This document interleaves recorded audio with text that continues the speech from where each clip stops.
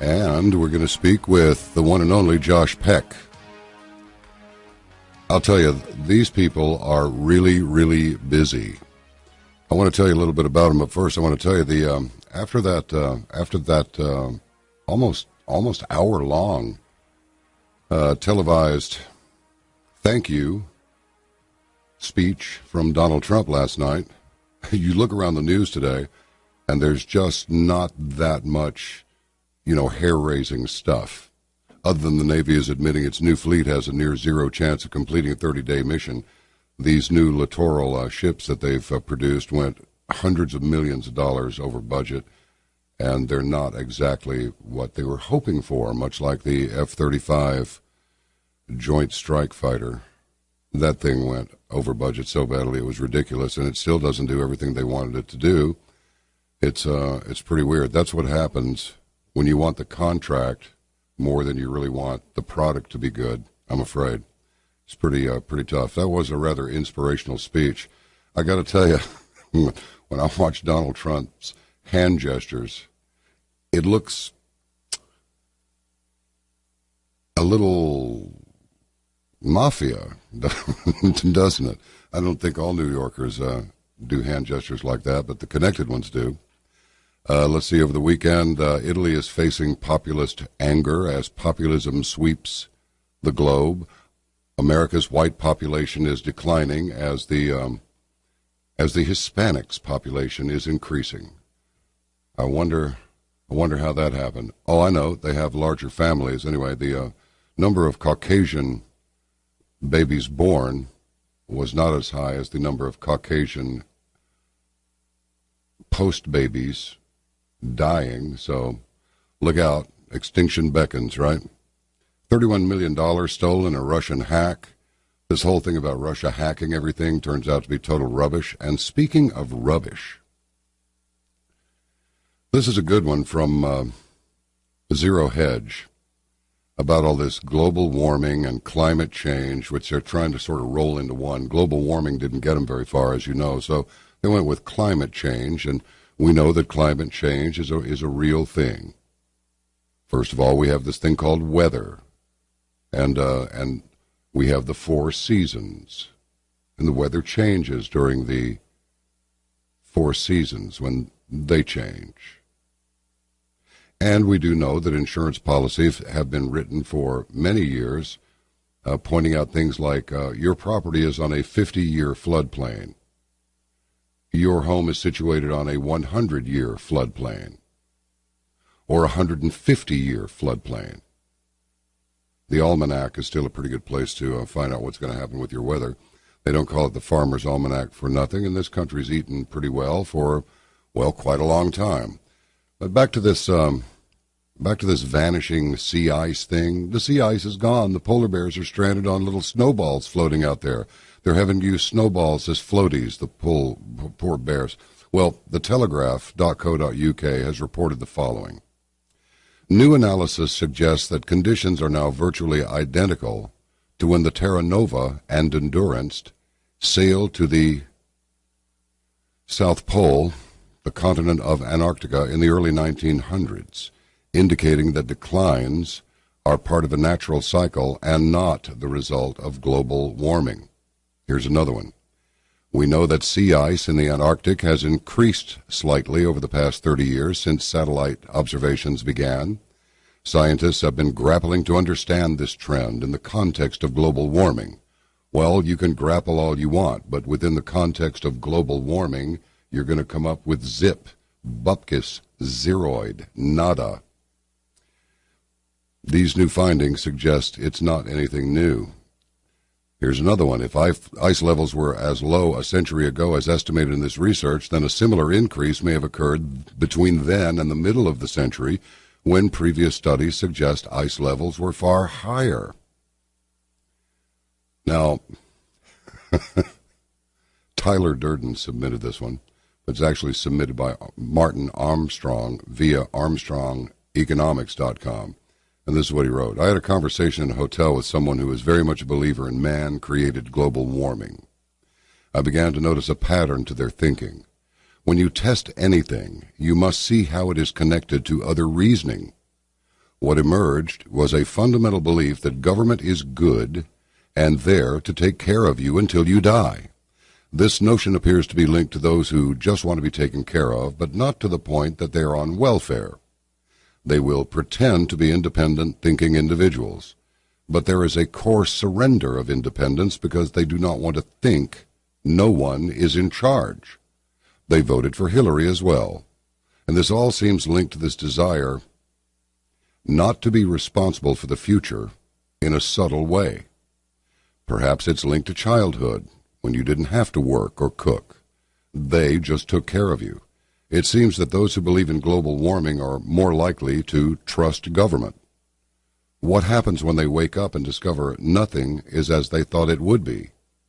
Meanwhile, the energy output of the sun is dropping faster than anyone expected. Snow has actually begun falling in Tokyo and other parts of eastern Japan. Tokyo recorded its first November snowfall since 1875, when the government started collecting records. But hey, now they want to call this climate change and somehow still attribute this to mankind. I've said this many, many times. Mother Nature seems to think she needs to, save herself. She'll deal with the humans. You don't have to worry about that. Mother Nature will take care of herself. The only thing that might maybe thwart that for a few, maybe millennia, is widespread detonations of nuclear weapons. That might hold her off a little bit. But other than that, Father Sun and Mother Earth, I'm not a sun worshiper. Don't anybody get crazy on the Facebook now. I'm not a Gaia kind of guy either, all right? They're going to take care of themselves. The sun does what it wants. So I know. Why don't we insist that, the presence of woo-woo thinking people, misdirected as it appears to have been, has actually caused the sun to go to sleep for a while. Very, very low sunspot activity. And therefore, what we need a solar tax so that we can develop ways to make the sun behave the way we think that it should behave, rather than just get a coat when it's cold and maybe strip down to shorts and a T-shirt when it's hot. I mean, it's absolutely insane. And, we used to say things like, hey, that's really crazy. Oh, hey, crazy. Man, that's some crazy stuff, man. Ooh, you're crazy. But it's the good crazy. Or maybe that one over there, that's the bad crazy. I'm beginning to think that these people are really members of the bad crazy sect of humanity. I mean, for example, this one character, this Yahoo News columnist, wants schools to begin to indoctrinate kids so that they will trust mainstream media and understand that the only news that they can trust must come from corporate media. I mean, this is absolutely insane. Citing a Washington Post article about fake news that's been vehemently debunked for relying on a Russian propaganda list that includes even left-wing sites critical of Hillary Clinton, Matt Bay, B-A-I, or maybe that's Matt Bai, says social media giants like Facebook censoring fake news will not be enough. He says, quote, the answer doesn't lie in hectoring tech companies into policing content, but rather in teaching our kids how to consume it. Writes Bai, before going on to argue for having media literacy classes in schools that would instruct students on how to discern trustworthy sources of information. Here's a quote. Here's a radical thought. If President Trump is looking for a bold and useful education initiative that might serve the incidental purpose of redeeming what's left of his soul, media literacy would be a pretty good place to start. Getting behind a nationwide push in K through 12 classrooms could be an important and unifying priority for the incoming Education Secretary, Betsy DeVos. Well, who puts out more fake news than mainstream media? Did you see that nonsense going on last night on Fox News between a lefty and a righty and Megyn Kelly in the middle? I really believe Megyn Kelly should go on and make the move to CNN. She'll be welcome there. They could use the ratings. They're dismal. They really are. The largest Venezuelan bill of bolivars is worth 2 American cents. You got to stop at about 6 ATMs hoping to be able to pull some money out before you can even then begin foraging for groceries somewhere. It's absolutely insane. Oil prices went into the toilet, and so did that economy. And Maduro is not doing well down there. They always blame the leader. Isn't it interesting, though? Finally, we got around to blaming President Obama for stagnant economy, poor race relations, poor foreign policy, outrageous spending. Where'd all that money come from?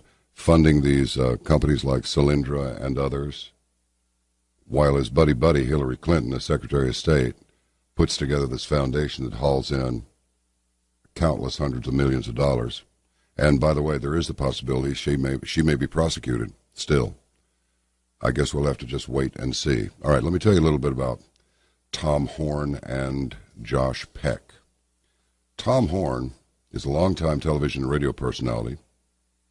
His site is skywatchtv.com. He serves as the chief executive officer of Skywatch. And at the dawn of the Internet, Tom Horn launched 2 news services where coverage of late-breaking news and information were on the cutting edge. Stories covering religion, prophecy, discovery, and the supernatural through in-depth investigative reports.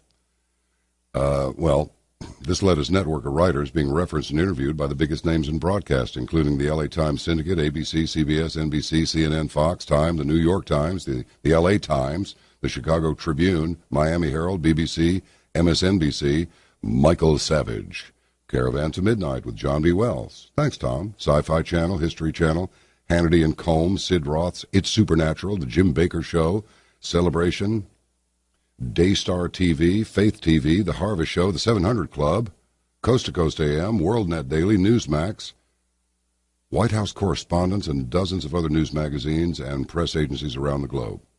Skywatch TV is the consummation and new mothership of Tom's several subsidiaries, including Defender Films and Defender Publishing. His latest book, Abaddon Ascending.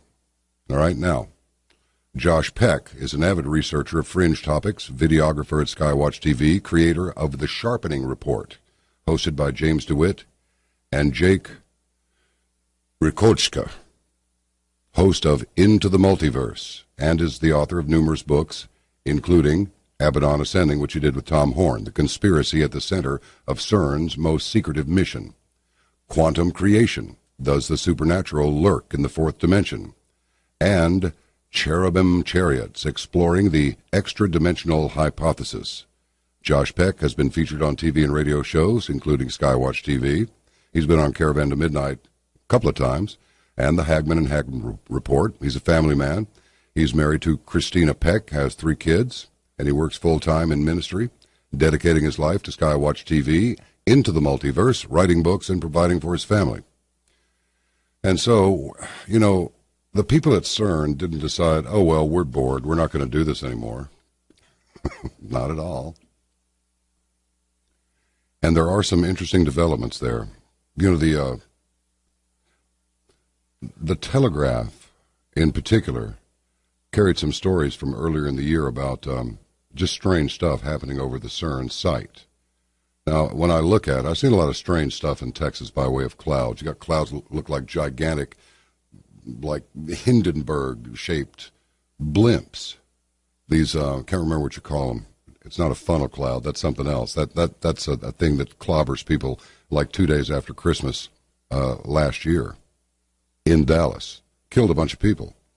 But these, you have flying saucer-looking clouds with a big thunderhead above it and isolated thunder bursts within these thunderheads. It's not like the whole thing lights up. And colors that are most unexpected. Generally, when you see a lightning flash, it's usually that yellowish /white /silver color, but not always. You see pink and blue, and then every once in a while, when it's about to really get weird, the sky around here, at least, maybe it does where you are too, becomes actually green. I mean, like like green, like the Scarborough Fair shirt of deep forest green. Yeah, that's how it gets. And the tornadoes are very tricky around here too. Speaking of tornadoes, there was a giant pecan tree. What was left of it, I guess it had something that killed it. And there was this huge stump that was, easily 4 feet in diameter. That was in the backyard of this house that I lived in for many years. I tried to get that thing out, put a chain on it with the big F-250 Ford. Forget about it. That thing's not going to move. First, I tried pushing on it. That was an absolute exercise in futility. So I got the pickup truck and a chain. Well, that was futile also. But then the sky turned green one afternoon, and I thought, oh boy. Well, this house has been around for about 100 years. It's made mostly of stone and brick and plaster and lath and a little bit of steel in there, so we'll probably be okay. Just stay away from the windows. Well, this storm came, and it blew down a bunch of stuff all over the place, foam poles, tree limbs, great big ones, too. And when it was over, I went outside, and this thing must have been 15 feet tall, and I repeat, about 4 feet in diameter. This thing had been pulled out of the ground and was just lying there. It didn't hit the fence. It didn't hit the house. Nothing. It was just lifted out of the ground and laid down there. I looked at it as a demonstration of the Lord's sense of humor. Hear your voice again, Josh. Same to you. Welcome, and good to have you back. Yeah. Hey, John, great to talk to you again, too. By the way, I understand that a bunch of my staff is going to be with you at that Watchman conference after the first of the year, and if you're available, I'd love to have the Skywatch TV crew interview you there for some broadcast stuff for Skywatch Television. Any possibility of that? We'll just make it happen. Yeah, it's more than possible. It's absolutely likely. All right. Well, I'll send them an email and let them know that when they get there, when they get set up, to track you down, find you, and that'll make for some great television. Yeah, I think we'll have a good time with that. The Watchman Conference, it should be bigger this year than even last year, and there was a good turnout last year. Earlier in the year. So the year's not over yet, although it feels like it is. I'll tell you. Oh, what a year! Has this been amazing or what? I mean, it's been crazy, and I don't want to overshadow Josh trying to get in here, but yeah, we got a lot of stuff that's not only important. We were talking before we came on the air about how supernatural, preternatural, everything has felt lately, and that's a lot of what we want to get into during this broadcast, if possible. All right. Well, absolutely. And, I just want to say, John, that thank you again for having me on the show. This is my second time on, and I'm really looking forward to this discussion, and I've been looking forward to talking with you again. And I'm also excited to be joining you at the Hear the Watchman conference. I'll be there as well. Yeah, it'll be a good time. Everybody really, it's one of those things where you leave that conference going, wow, what just happened? And then after a couple of days, it all begins to sink in because there's so much going on there that it's difficult to absorb it all while you're there. So it really hits you a couple of days after you've left. It's very cool indeed. Josh, if you want to, as an avid researcher of fringe topics, tell us a little bit about Abaddon Ascending. That's the new one, right? Yeah, yep. That's the one that Tom and I just put out, and we spent the past about a year pulling our resources together and getting a lot of research for this done. CERN, it's one of the most secretive organizations of our times, but it's also the secrecy that they have is done in such a unique way because it's put out there for everybody to see. All the stuff that we did uncover some things that nobody else has, but a lot of the things like about CERN wanting to open a portal. There's actually a quote from Sergio Bertolucci, who's the director for research and scientific computing at CERN. And I mean, this is stuff that's open to the public. He openly said, we plan to open a portal into an extra dimension. Out of this door might come something unknown. So we took what's there in the public, and then we did our own investigative research into CERN, what they're trying to do, what do they mean when they say they want to open a portal, who are they trying to communicate with, and what that might mean for the world. So that was our main motivation behind this book. I've got a question here because it really is a little bit confusing. I mean, a little bit. I went to the actual CERN website, their homepage, And, it's CERN is like the, it's a nuclear research center, okay? But Yep. there at CERN is the Large Hadron Collider. So my question is, you look at this apparatus and you see how much money has been spent. They talk about, this array of magnets of varying strengths, and then once they start accelerating the particles, they squeeze them down by another array of magnets, and it's the same thing as having two needles 10 kilometers apart flying through the air and somehow magically meeting halfway. And I'm thinking to myself, I wonder what kind of science is behind that. And then from there, it's like, well, wait a minute. This can't be just some sort of a hobby thing with these people, because look at the amount of money that went into this project. I mean, this is some seriously expensive stuff, which makes me also wonder who is funding this. It has to be countless billions of dollars to build something like this. It's huge.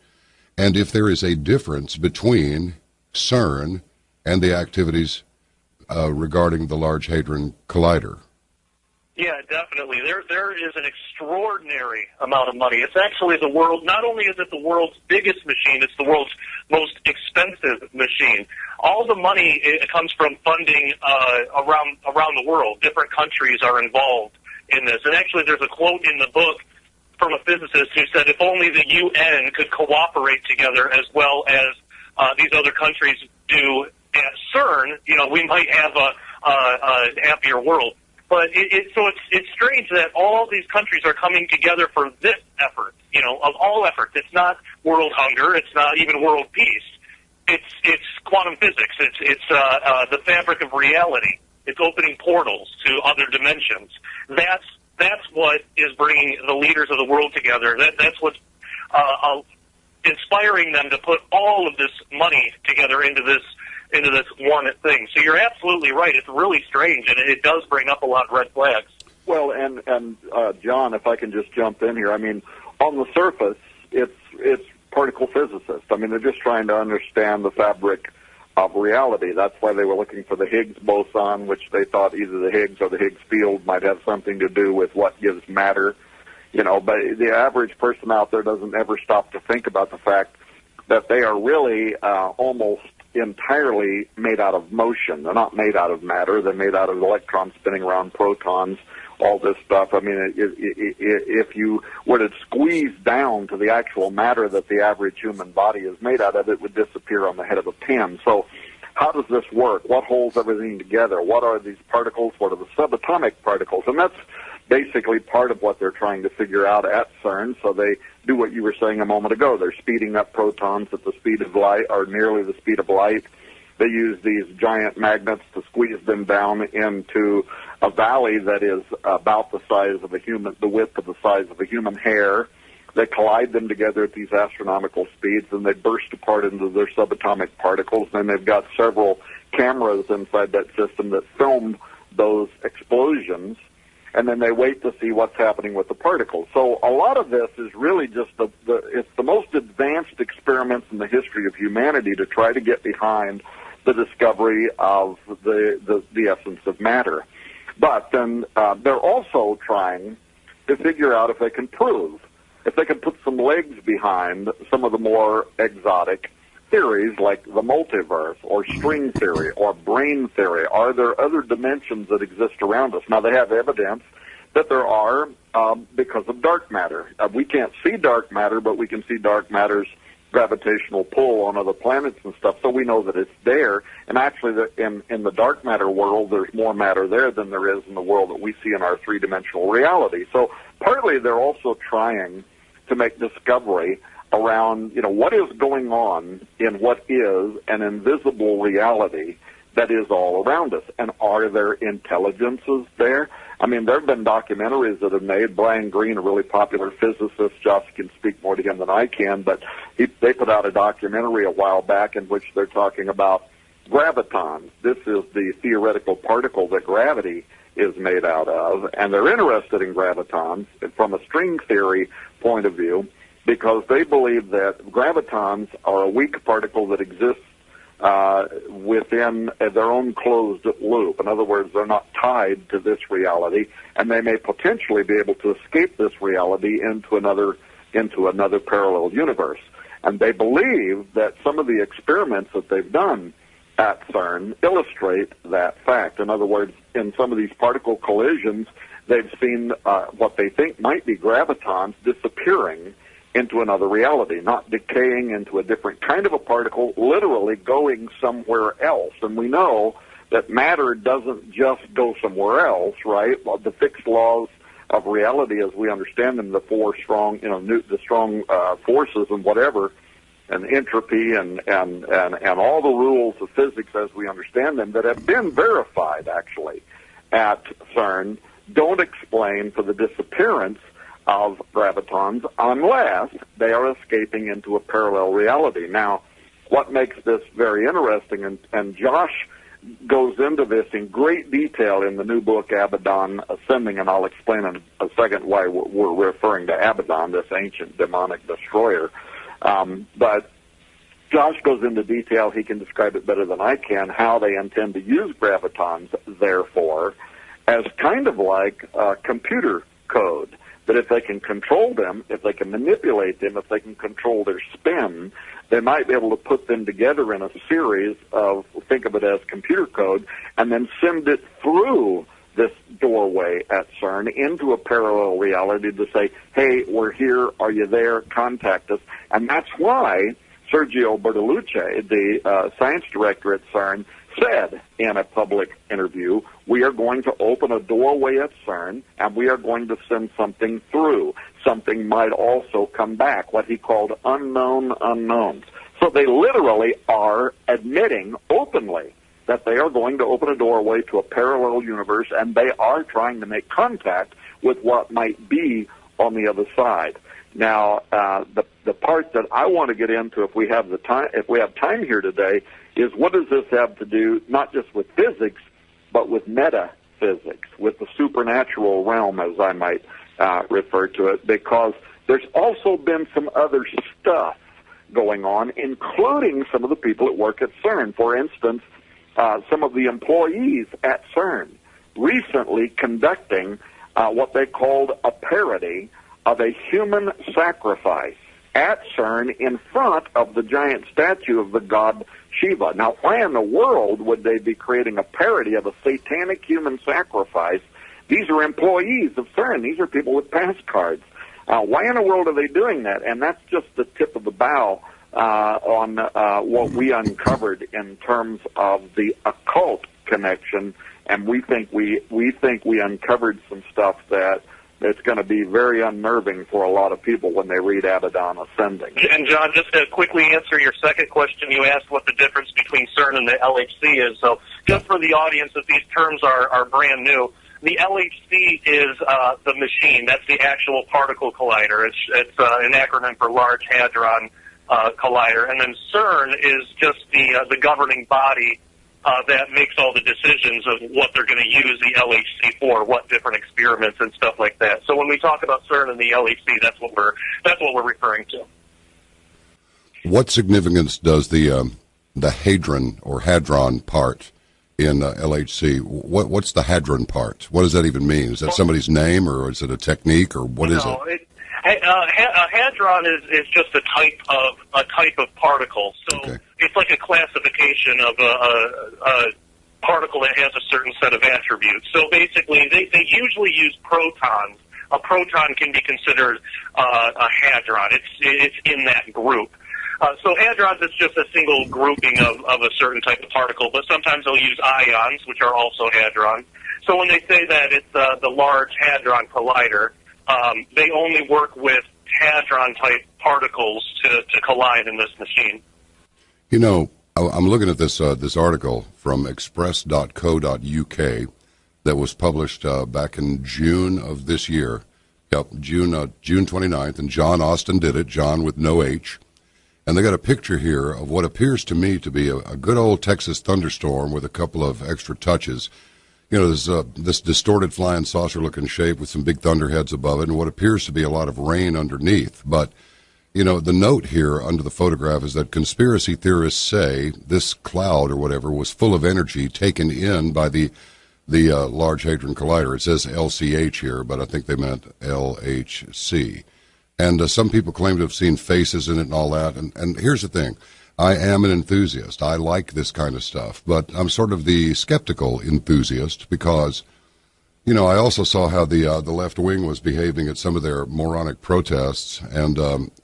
And they're absolutely so completely sure that they are sure, and yet their arguments make no sense. So when somebody starts saying, I saw faces in it, I'm like, okay. And if they say, it looks to me like it was sucking energy out of the cloud into the collider. Okay, yeah, maybe. I don't know. I wasn't there, and even if I was there, maybe I would have thought the same thing. But where do we draw the line between people going nuts with their conspiracy theories and then putting this stuff out all over the web and what is actually happening at CERN? Absolutely, and that's something that we cover right off the bat in the book, because there is a lot of information out there. As far as the specific article you're referring to, I'm not sure if I've read it. I'd have to look at it to know for sure. But in our research, we have come across a lot of misinformation attempts. There was actually one video that went viral around the time we were researching for this, and I did some analysis on it, and I had my friend Richard Shaw, he's a movie director, and I had him look at it, and we both came to the conclusion that it was a fake. But the problem is not everybody is going to have access to those types of things to be able to vet this stuff. That's why we have to be very careful. There's also another viral story going around. It's still going around and has been for a while. Basically, the title of it usually is something like, I'm a physicist at CERN, and we've done something we regret, or something like that. And then when you go to read this thing, it reads as if it's a confession from a physicist at CERN saying that they did this experiment and they amped up the energy way more than they were supposed to, and all these strange things happen. But actually, when you follow that to its root, it was actually written as a short story. It was a Reddit post. It was never meant to be recognized as anything truthful. It was somebody wrote it as a fictional short story. Then somebody else came along, took it, and then started spreading it around as if it were true. And because quantum physics is so mysterious, and because not a lot's known about it, I think it's easy for people, and I'm not blaming people for this. This is, people are being taken advantage of, unfortunately. But it's easy for people to look at something like that, especially if it's sensational, and think, well, that might be true. Maybe that can happen. Quantum physics is strange. The CERN is definitely mysterious, and then they share it. It gets, the story gets shared around, and so a lot of that stuff. It really takes a lot of research to be able to vet any of it. So I'm like you. I'm an enthusiast, but I'm also kind of skeptical at heart too. But there are, and this is a strange thing. There are a lot of actual truthful things that are going on that have a lot of evidence to back it up that would probably be considered even more sensational than the misinformation that's out there. So it's strange that people would want to take that stance when the truth truly is stranger than fiction. Well, and I'm just like you guys. I mean, first of all, I am a believer. I do believe that we are surrounded by, if you want to use the term, parallel realities, or whatever term you want to put on it. The idea that there is a veil between our three-dimensional reality, or four if you add time, this reality, and some other reality around us. I mean, I'm a literalist. I'm a biblical literalist. I believe that is true. And most of the people I know and hang out with believe that is true. And so on the one hand, with the dawn of the Internet, it's been the greatest thing since apple pie. It's the information highway. We have access to more information now than we could have ever dreamed of.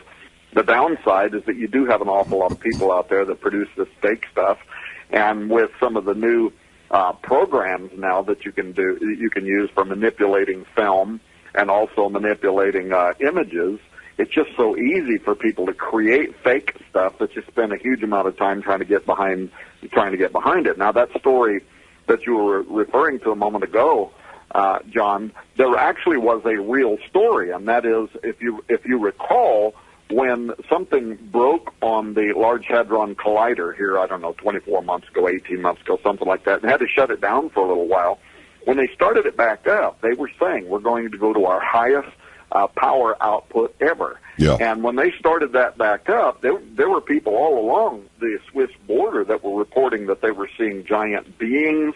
There did seem to be some anomalous activity that was going on up above Switzerland, the clouds that were swirling. There was like a spiral vortex type thing.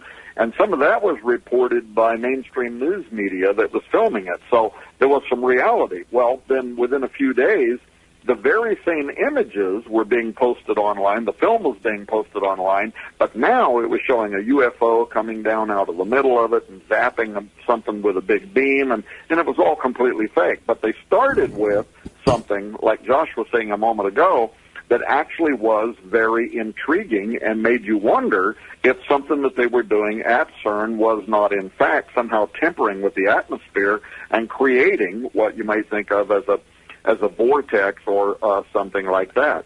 Now, if you add to that the esoteric quality, I wonder how many people know that the Large Hadron Collider is actually situated right above what was known in ancient times as St. Genus Poeli, or in the Roman times was known as Apolliacum, where there was a temple there to the god Apollo, or Abaddon, as we've used that title on our book, or Apollyon from the Greek in the book of Revelation, chapter 9.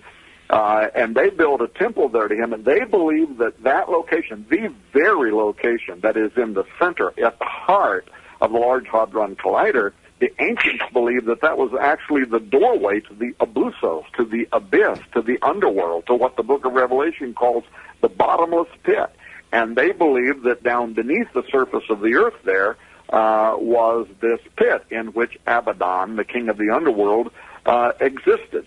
And because Abaddon / Apollyon / put any other of the ancient names you want to put on him, Osiris, Apollo, Nimrod, whatever, this ancient legendary character, since he's predicted in all kinds of ancient texts, not just biblical, but also biblical, as returning at the end of time, and because his return is coupled with the idea that a doorway has to be opened. At Revelation 9, a mighty angel descends down from heaven with a key to the bottomless pit, and he opens that doorway, and all these, horrible insectoid transgenic beings start coming up onto the surface of the earth, torturing mankind, and it says, and they have a king over them whose name is Abaddon, and whose name in the Greek tongue is known as Apollyon or Apollo. So the fact that prophecy is widespread, both biblical and extra-biblical, and that it's coupled with the idea that a doorway is going to have to be opened, and that the CERN is actually built right over the top of where the ancients believed that doorway was, and that they are saying we are going to open a doorway. There's a great deal of intrigue around this. And then, of course, the giant statue of Shiva right outside the doorway, which is the god in Hindu belief that destroys at the molecular level. So now, again, we're talking about particle physics. It destroys at the molecular or the particle physics level, and then it reconstructs. And the whole idea behind Shiva is that it's going to give birth to a new world order, to a better world order, and once again, that ties to all of the prophecies, including the prophecies on the Great Seal of the United States of America that predict the second coming of Apollo, Abaddon, Apollyon, and that it will give birth to a new world order. It makes me want to ask, do these people know what they're doing, really? I take it that they do, but I wonder if it's going to come under the category of, well, forgive them, Father, because they really don't know what they're doing. Do these? Yeah, in my personal belief, I've talked to a few of these businesses, and I've listened to some of their other presentations and stuff online. I believe probably 99% of the employees at CERN, a lot of the physicists that may not even be on the ground but work with CERN and work with the data that they collect, I think most of them don't really have a grasp on the esotericism behind all this. I think that a lot of them are just in it for the science because they have a love and passion for science and they want to learn more about reality. But in saying that, I do also believe, this came out in the research for this book, I do believe that there's a type of shadow governing body somewhere in the depths of CERN that's pulling the strings to make all this happen. And we got a little glimpse of that with this parody of a human sacrifice in front of the Shiva statue. And actually, Tom could speak more to that than I could. But that gave us a glimpse that there are at least some employees there that know exactly what's going on, and they're trying to perpetuate it. Yeah, well, absolutely. So when you think of it this way, John, what you just said, about do they know what they're messing with? Is it kind of like, Father, forgive them, for they know not what they do? And both Josh and I agree that there's got to be tons of people that are working at CERN and for that matter internationally that also do work that's connected to CERN. And these are not occultists. These are not bad people. These are not people that want to open, the pit and unleash demons on Earth. I mean, that would be the part of the thing from their imagination. But as with anything, and in fact, we can talk about this in a moment, including our own U.S. government. You have the people that are there. These are just good people, representative government trying to do the best job they can. But we know that there is an occult underpinning. There is an occult elite. There is a voice behind the voice. There is a government behind the government. That's true in Washington. That's true at the Vatican. The Vatican, you have the white pope, you have the black pope. You could go all around the world. And in all of these institutions, they're also behind that is this other influence, this elitist influence.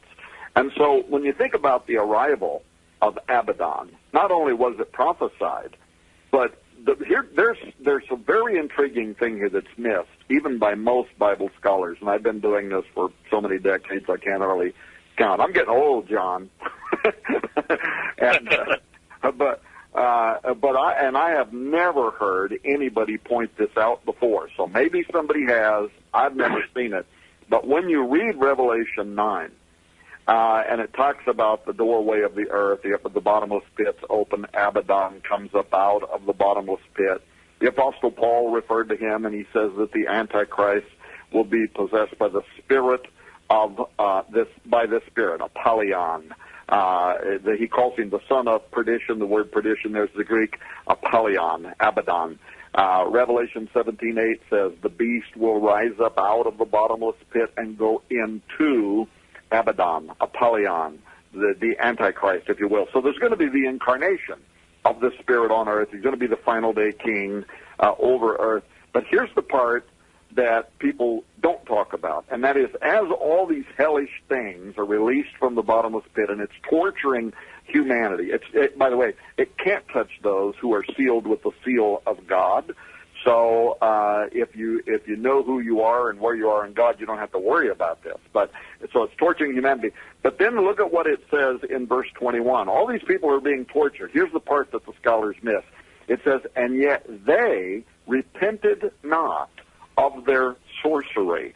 And the word sorcery there in the Greek is pharmakia, which everybody knows is that word that is used both in the Old and New Testament to refer to an effort to open a doorway to a parallel reality, to make contact with those who are on the other side.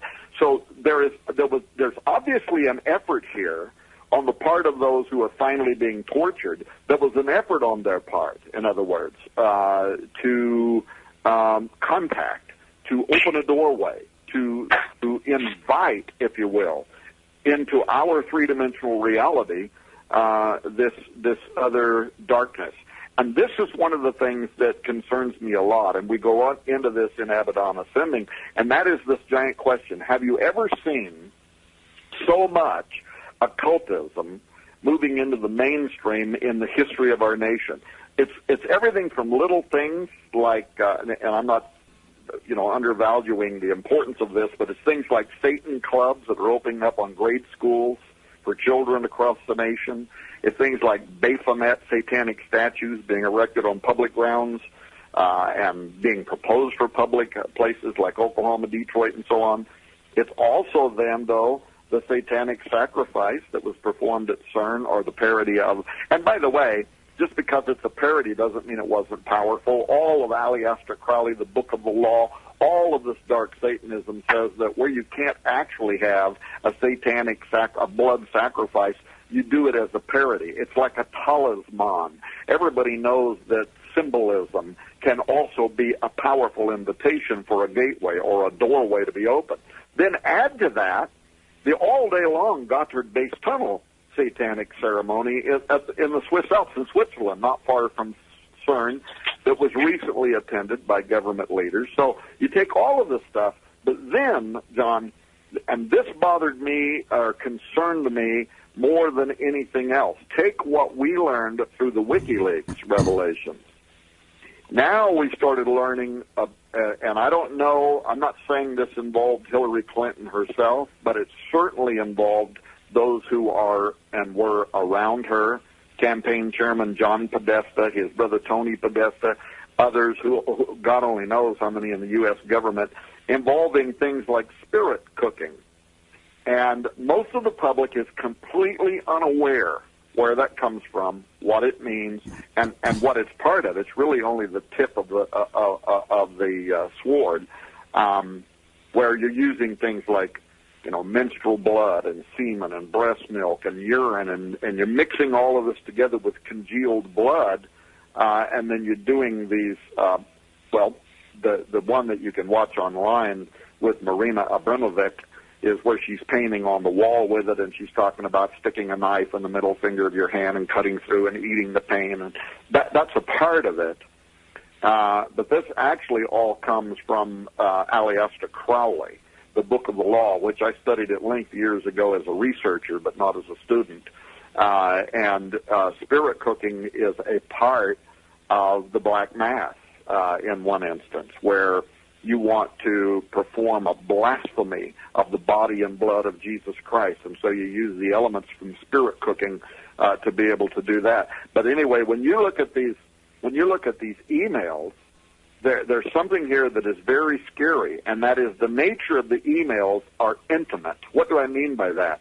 I mean that when Tony Podesta is emailing John Podesta, and he's saying, hey, Marina would like to know if you'd like to come over to her house for a spirit cooking dinner, and if you're going to be in New York on XYZ date, maybe you could come by. That kind of language implies that these are all people who know each other, and they're very comfortable with talking with each other about this. So if I were going to send some crazy email to John Wells and invite him to a spirit cooking dinner, and we never had developed this relationship, I wouldn't just say, hey, John, are you going to be in town on Tuesday? If you are, Marina would like you to come over. This implies these people all know each other and that they've been participating in this stuff. This stuff is, it is the edge of an earthquake in terms of the levels of the highest ordinances of Thelema, the religion Thelema. In fact, now we've turned up the word Thelema also being interchanged in these emails, and Josh and I are going to be producing a lot more on this in the days ahead. But this is the tip of the iceberg. This is some really, really scary stuff, and if nothing else, what it showed was that Podesta and some of the people hanging out with him, these people were involved in the highest level of Satanism, and they also believed that Hillary Clinton might have had a predestined role in the coming of Abaddon the Destroyer. Yeah, and just to jump in real quick, too, I think that this also speaks to the level of ignorance in the world today, and I don't say that insultingly. Again, I believe that people are being victimized. I don't think that I don't use the term ignorant insultingly, but it really shows how much people can get away with in the world when you call it art. Because all of this stuff was presented by the very few mainstream media that would even touch it. Most just buried it under the rug and didn't even talk about it. But when it was talked about, it was represented as artistic. Even something to be admired. Like, oh, she has such an artistic soul, isn't this beautiful? But, it's just downright Satanism. But because we live in the type of world that we live in, anybody can get away with anything if it's called art, or even science. If it's called science, they can get away with anything. So I think that speaks to our culture as well. And even 10, 20 years ago, this would have just been absolutely crazy. You know, these people would have been demonized for doing these sorts of things, but now it's celebrated. We even saw that at the Goslar Tunnel base ceremony too. Like, oh, it's just culture. It's just they're expressing their beliefs and their art and everything. So it's just crazy how much the world has changed in such a short amount of time, and why research like this, research like we put in Abaddon Ascending, is so vital for people to grab a hold of now, because this stuff is ramping up exponentially. If it got this intense in just a matter of a decade or a few years, imagine what the next couple of years is going to be like. So I would encourage people to grab a hold of this now. Yeah, I mean, okay, so you could call anything art, right? I mean, let's say you're going to get a bunch of children, pedophiles, and you're going to take them out into some room somewhere, and everybody's going to rape them and call it art. Look, there's a line that you can't possibly cross over, and anybody with any common sense would not see that as art.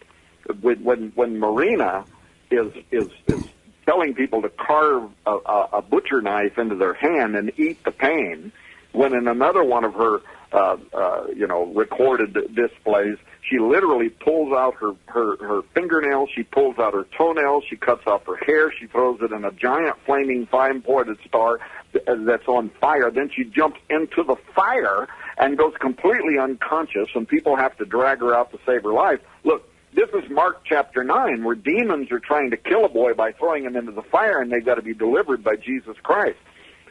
Here's what I would tell people. Look, I actually hate for you to see this, but you can go to Google, and you can type in Marina's name, or better, even type in La Moca, Lamoca, Gala Performance, and look at what happened this year, where she's at this annual event at the Museum of Contemporary Art in Los Angeles, and all of the Hollywood elite, I mean the biggest stars in Hollywood, the top star, you'll be shocked if you look at these images at who is at this thing. They all come together, and then they all sit around these big tables, and the big tables in the middle of them have what's supposed to look like a decapitated head. It's actually somebody sitting under the table with their head stuck up through a hole, and then the tablecloth goes around them. They're eating spaghetti that is intentionally made to look like human intestines. They're eating that. They're eating tartare and other raw meats and stuff like that. And then all of a sudden, these men come walking out, and they're carrying this platform, whatever, I don't know what you call it, this giant platform. And there is a shape. It's a female. She's dressed in red. She represents the whore of Babylon, and this is supposed to represent either an amniotic sac, so she's about to be born, or others say it represents the surface of the earth. So this is the whore of Babylon getting ready to be born or come up out of the surface of the earth. And so she cuts her way out from this giant platter with a knife, jumps up on stage, starts singing. It turns out it's Debbie Harry, the singer. But this is where the spirit dinner gets really weird. They carry out these life-size forms of nude female women, and they are very realistic looking. They're renditions, actually, of Marina Abramovic and Mrs. Harry, who's up on the stage with a large knife. She goes over and plunges her knife into her own likeness, into its heart. She cuts out her heart. It's all red and bloody looking. She holds it up over the top of her head. All the Hollywood elite start cheering. And then everybody in the room, the Hollywood elite, they all start cannibalizing these nude bodies.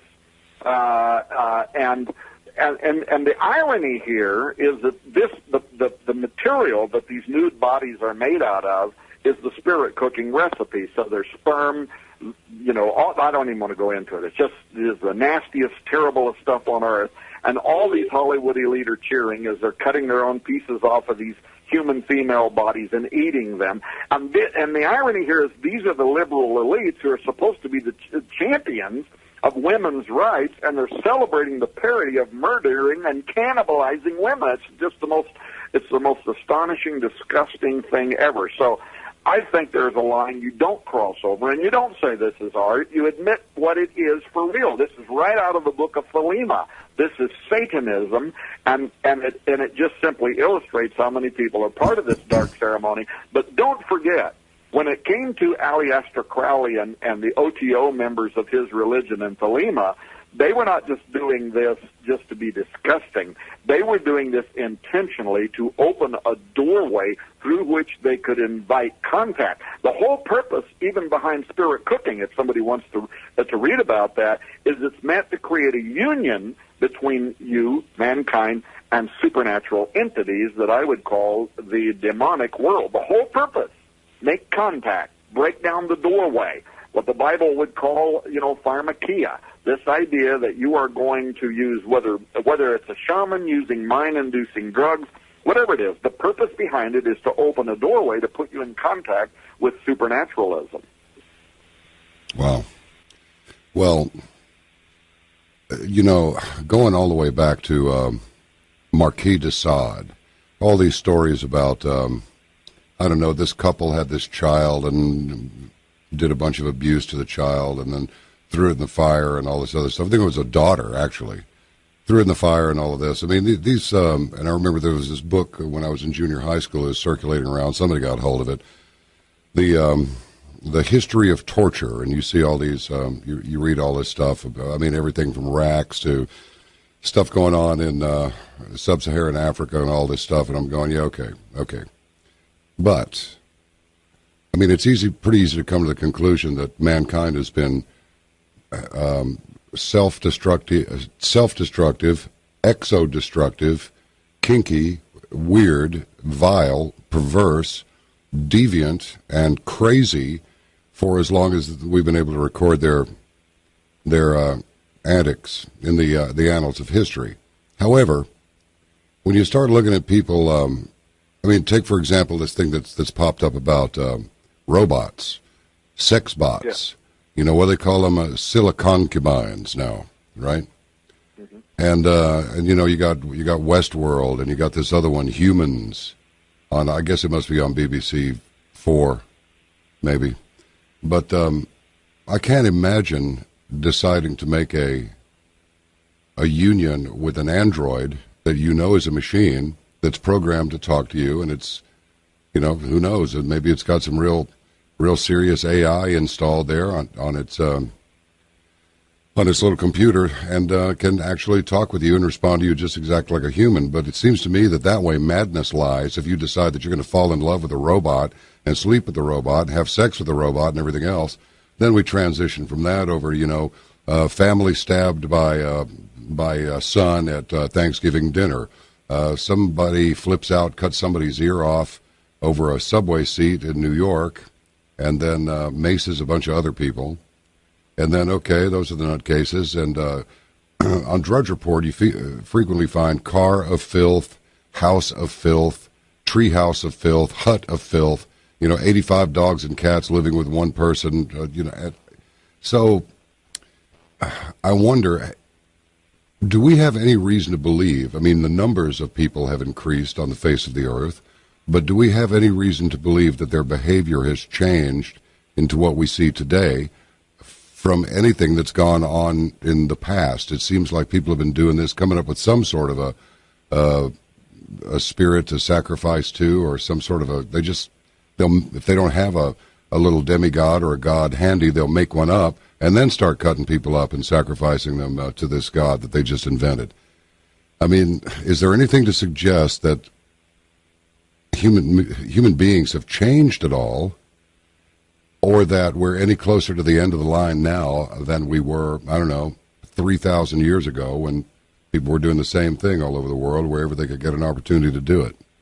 Well, actually, John, in the history, of the world, in the history of the church, many, many years ago, so back in the pagan era, the pagan days, you definitely had child sacrifices that were, the god of Molech, all of this paganism. And then from the advent of the gospel, from the time that Jesus came, he gives his disciples power, and they go out and they begin preaching the gospel. And within 150 years of that moment, all of these pagan temples, stuff that had been around for 2,000 years, was lying in ruins. And that's why it was said about them that they turned the world literally upside down. But then, of course, it went it went forward. That was the first stage of enlightenment, but then darkness came and the Dark Ages, and people started kind of returning back to some of these pagan roots again. And then there were great awakenings. So, Jonathan Edwards comes along, and there's a great spiritual awakening, and people turn their back on the paganism, if you will, and now they're living for a higher cause. They're becoming their better self, their better angels, whatever terms a person wants to put around it. And so that's kind of the course of history, that there have been awakenings in which people become their better selves. And even the United States of America, this idea, we refer to this, Ronald Reagan repeated this too, that this was a city on a hill. It was a great idea. It was a great experiment. And as America did well, it also, though, sent missionaries around the world to be preachers of the gospel. Over the last few decades, it seems like we've returned now to more of a moment of darkness.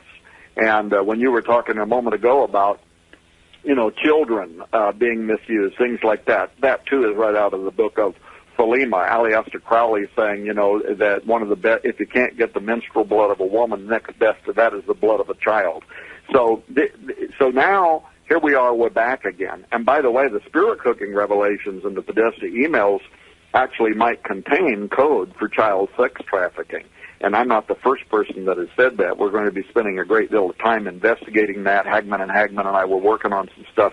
But I think there's some stuff hidden behind mentions of types of food, the so-called pizza parties, because this seems to be connected to Laura Silsby, the missionary that was jailed for 6 months after her organization, the New Life Children's Refuge, was trying to smuggle children out of Haiti into the Dominican Republic. And remember, some of these WikiLeaks emails revealed that Hillary's top aide, Huma Abedin, she was forwarding numerous articles about these New Life children to the Clintons, and I don't want to get into all that, because this goes into the what do they call it, the sex island, and how many times Bill and Hillary were both there and whatever. But I've been told that there is actually evidence right now that the U.S. government is temporarily sitting on. Maybe they're sitting on until there's a transition at the executive level. But I've been told that it is so disgusting, involving not just spirit cooking, but that as well as children, the pizza parties, maybe even cannibalism, that it is so disgusting that the FBI is unsure if it should ever be publicly released. So who knows? We're going to find out more about that. But again, to me, look, Aleister Crowley. So think about this now, because in the book Abaddon Ascending, we do more in that book than I've ever done before to discuss this idea, this big idea that biblically, prophetically, metaphysically, historically, whatever, that there are areas in the heavens and on earth where there are gateways that exist, and that under certain circumstances, those doorways can be opened, and supernaturalism, supernatural entities, can move back and forth into this reality. Well, behind the spirit cooking Podesta emails is this is derived from the teachings of Aleister Crowley. And what was it that Crowley was trying to do? In 1918, he performs this whole series of rituals that he called the Amalantra working. And the whole purpose behind the Amalantra working was to open a doorway between our reality and another reality. And at one point, Aleister Crowley says that he was successful. He opened a doorway, and an entity came through it that he called LAM, L-A-M. People can go to Google and type in L-A-M, Aleister Crowley. They can look at the image. Looks a lot like the alien grays of later reports. But he says that he opened the doorway. Now, what does this have to do with Hillary and occultism and spirit cooking? Well, later, in 1946, L. Ron Hubbard, the founder of the Church of Scientology, which is all based on contact with ancient aliens, and then Jack Parsons, who started the Jet Propulsion Laboratory and later blew himself up. But they were both students of Aleister Crowley and OTO and Philema, and they wanted to repeat what Aleister Crowley had done. So they started a ritual called the Babylon working, B-A-B-A-L-O-N, the Babylon working, to open a portal, and they used sex magic, spirit cooking. It was all exactly the same stuff that are referred to in the Podesta emails, the same kind of occult rituals. And they were, but what they were hoping to do, and this ties back maybe to Hillary, what they were hoping to do was to bring through that portal the archetype divine feminine, a female child, a Gibborim, the whore of Babylon. They wanted to bring that spirit through, and they claimed later, or Jack Parsons claimed later, that they did. And as a matter of fact, in his biography, he has kind of a celebratory statement that he published in there in which he said that in 1946, the whore of Babylon, the seed of Babylon, came through and was incarnated within a female child in 1946, that it would be born in 1947, and that this female child would go on to become the most famous feminist on Earth, and that she would influence governments around the world. So now you fast forward, and I'm just throwing this out there, but 1947, Hillary Clinton is born. And when you look at what was going on in these Podesta emails, it is very, very clear that some of them did and may still do believe that she was the incarnation of that spirit. Why do I say that with such confidence? Because they were practicing exactly the same magic, the same rituals, the same spirit cooking, all of it that came out of Aleister Crowley and Jack Parsons and L. Ron Hubbard and their attempt to incarnate the whore of Babylon. They're practicing all of exactly the same stuff based around the idea that in 1947 a woman was going to be born who would go on to become a global leader and the most well-known feminist on the face of the earth. So they totally believed that Hillary was that one. Now, I'd say one final thing about this, and that is, right now, unless something extraordinary happens, Hillary is not going to be the president. She's already alluding to the fact that maybe in 2020, she's going to put her name back out there as a presidential contender. Well, guess what? If she does, she'll be 72 years old, which is the highest number in all of occultism, including Thelemic occultism, but also Freemasonic occultism, because that is the number of the cosmocrators that control the world, the number of the watchers, if you will, that rebelled against God and came down to the earth. And this is the reason why in Freemasonry and all these other occult orders, and including Jewish Kabbalah, all of them, 72 is the most sacred number. It's why when you go into the U.S. Capitol Dome and you step down underneath the apotheosis of George Washington and the other underbelly of ISIS there, that's why when you look up, there are 72 pentagrams around the base of that incarnation of George Washington becoming a pagan god, because they know that they have to control, they somehow have to bind and loose, control in their invocations these very, very powerful 72 fallen angels that control the governments of the world. Wow. So, an interesting, this seems like a little bit of a side trip, and maybe it is, but, when Donald Trump was giving his thank you tour speech last night in Ohio, it was pointed out to me that what he was doing was actually biblical, in that way that if two are in agreement and they agree to it in the name of the Lord, it will happen. A lot of people say, oh, really? And they're rolling their eyes. But, well, let me put it to you this way. I haven't seen it fail yet. I've been around a while, too.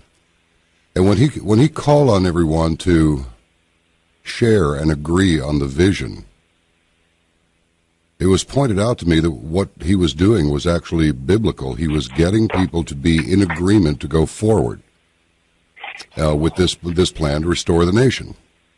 Okay. Well, I take it that now the Bible goes both ways on this.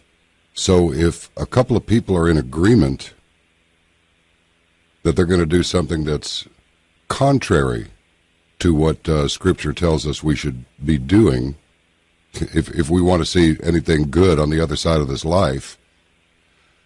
In other words, when these people like Podesta and the rest of them, of course, there's been a rumor now that Breitbart was going to release something about Podesta, and that's actually what got him killed. I mean, who knows? But,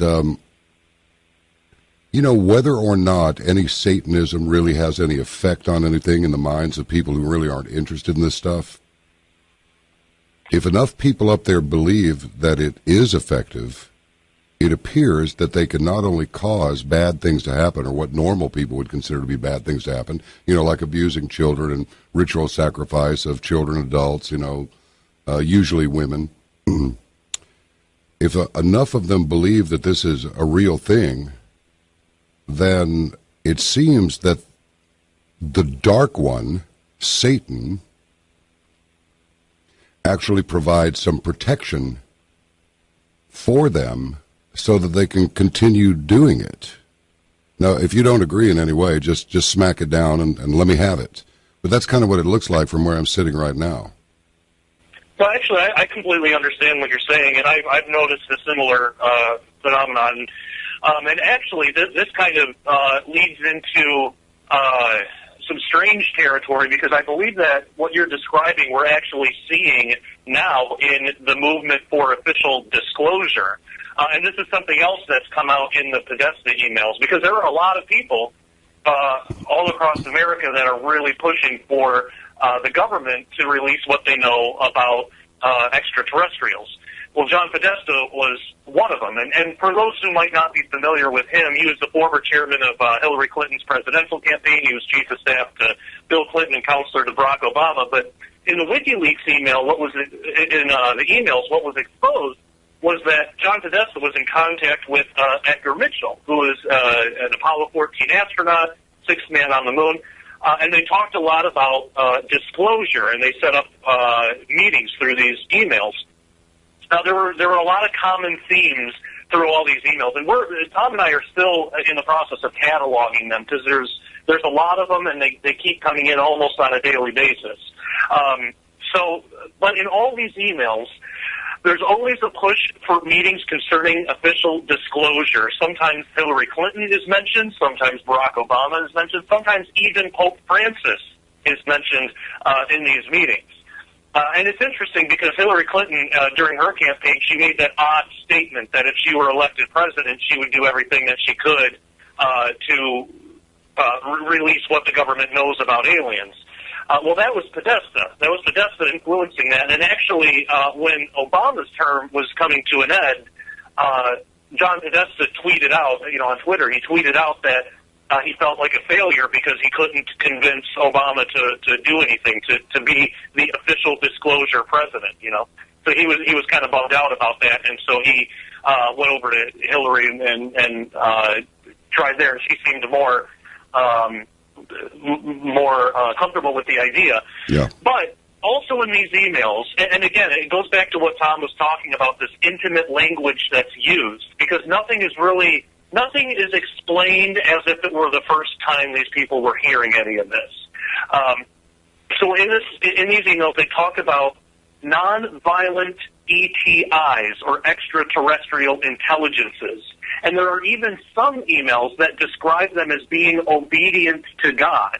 Like, they'll actually make that point in the email when they're describing them. Like, as we know, our non-violent extraterrestrial intelligences, friends, from who are obedient to God and just want the benefit of mankind and all that. So they describe them in that way. But interestingly enough, they don't describe them as if they're aliens from another planet. They actually say that they come from a contiguous universe, and basically what that means is a parallel universe, or a higher dimension, a higher reality, where these intelligences actually come from. And those are all over the emails too. And again, when these are talked about in these emails, it's as if everybody involved in the email already knows about it. And the other point that comes up is that these beings want to bring humanity zero-point energy. And basically what zero-point energy is, it's more accurately called a vacuum energy, but it's basically the idea that one of the fields of research in quantum physics is called quantum field theory, and that says that reality is composed of fields, which is basically vibrating energy. That's what reality actually is, to its most fundamental point. So zero-point energy or vacuum energy would be harnessing that energy, which would be essentially free energy, and using it to power the world and stuff, which seems like it would be a pretty convenient idea. But the issue is, why are these extraterrestrial intelligences pushing for this? If they want to give it to humanity so bad, why haven't they done so already? And then the answer comes up in these emails, because they are concerned with how humanity is treating the world, the planet, actually. They're concerned with warfare, and they're really, really against warfare, but not in terms of humans hurting other humans. They don't care about that, but humans hurting the earth. Now, interestingly enough, when we go to Revelation chapter 9, and it talks about these locust beings, these extra-dimensional fallen beings that come up out of the bottomless pit, there's an odd description of them that many times is passed over, but it says that it's commanded that these beings don't hurt the earth. There's something in them where they want to preserve the earth for some reason, probably for their own uses. But they don't hurt the earth, they torture the humans. Right. So it's really strange that, to me, that's too much of a coincidence to just be a coincidence. But also, so in going into these emails, we're not talking about aliens from another planet anymore. I mean, I remember when I first started researching alien abductions, I started basically where it started in the 50s and 60s. And back then, when somebody would get abducted, and if they would ask the alien being, where do you come from, they would say things like Mars or Venus or the Moon or Mercury.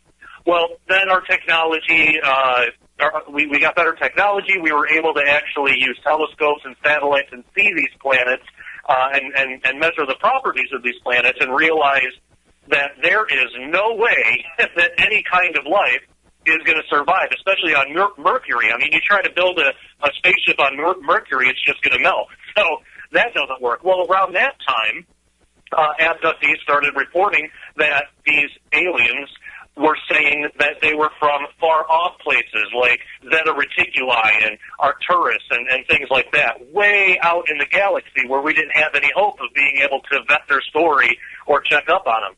But about 5-10 years ago, we started to develop the technology to observe the properties of exoplanets, planets that are way far out in the universe. And we can actually measure the properties. So now we're developing a way to maybe vet some of these stories. Well, once that happened, the aliens, they started changing their story again, and that's when they started saying, that was when it was becoming more popularized, that they're actually from a higher reality. And they use a lot of terms that would kind of coincide with our understanding of New Age theology and stuff. But basically that they're not physical in the sense of that we think of physicality, but they're from a higher type of reality. And how are we going to develop the technology to even be able to measure that? Well, that's what they're trying to do at CERN right now, and they're being very open about it. One of the goals of CERN, one of the actual official documented goals of CERN, is to measure these higher realities and to try to communicate with them. So when we found this in the Podesta emails, I mean, it blew our minds because it's the same type of language used, yet this is coming from more of a political standpoint, whereas CERN's coming more of a scientific standpoint. But they're just two cogs in the same wheel, so they're talking about the same thing. So I think if there ever is a time when official disclosure happens, and I personally believe that there will be. I think we're in a type of soft disclosure now where the public is just getting used to the idea that these things are possible and that they exist. But I think that if and when it does happen, I don't think it's going to necessarily be, but we're here, we're aliens from another planet. That might be a piece of it, but I think more than that, it's going to be we're from a higher dimension. We are what the ancients worshipped as God. You say we're spiritual, but we're actually more real than you are. And I think it's going to be that type of language. So that gives people reason to worship these things. They're not just biological entities that evolved on some other planet, which is what they would believe. But and actually, in some of the emails that just came out yesterday, as early as yesterday, that Tom and I were talking about, they're actually saying that specifically these are not beings that evolved on other planets. These are beings that evolved past warfare, past anything bad, and what we would consider evil. They're beyond that now, so we can learn from them. So the world's being primed to accept this stuff, and I think that people like Podesta and all the politics behind the disclosure movement, I think that is meant to get the public ready for what people say at CERN and opening portals are trying to do by bringing these entities into our reality. So, I mean, it is an absolutely insane time that we're living in.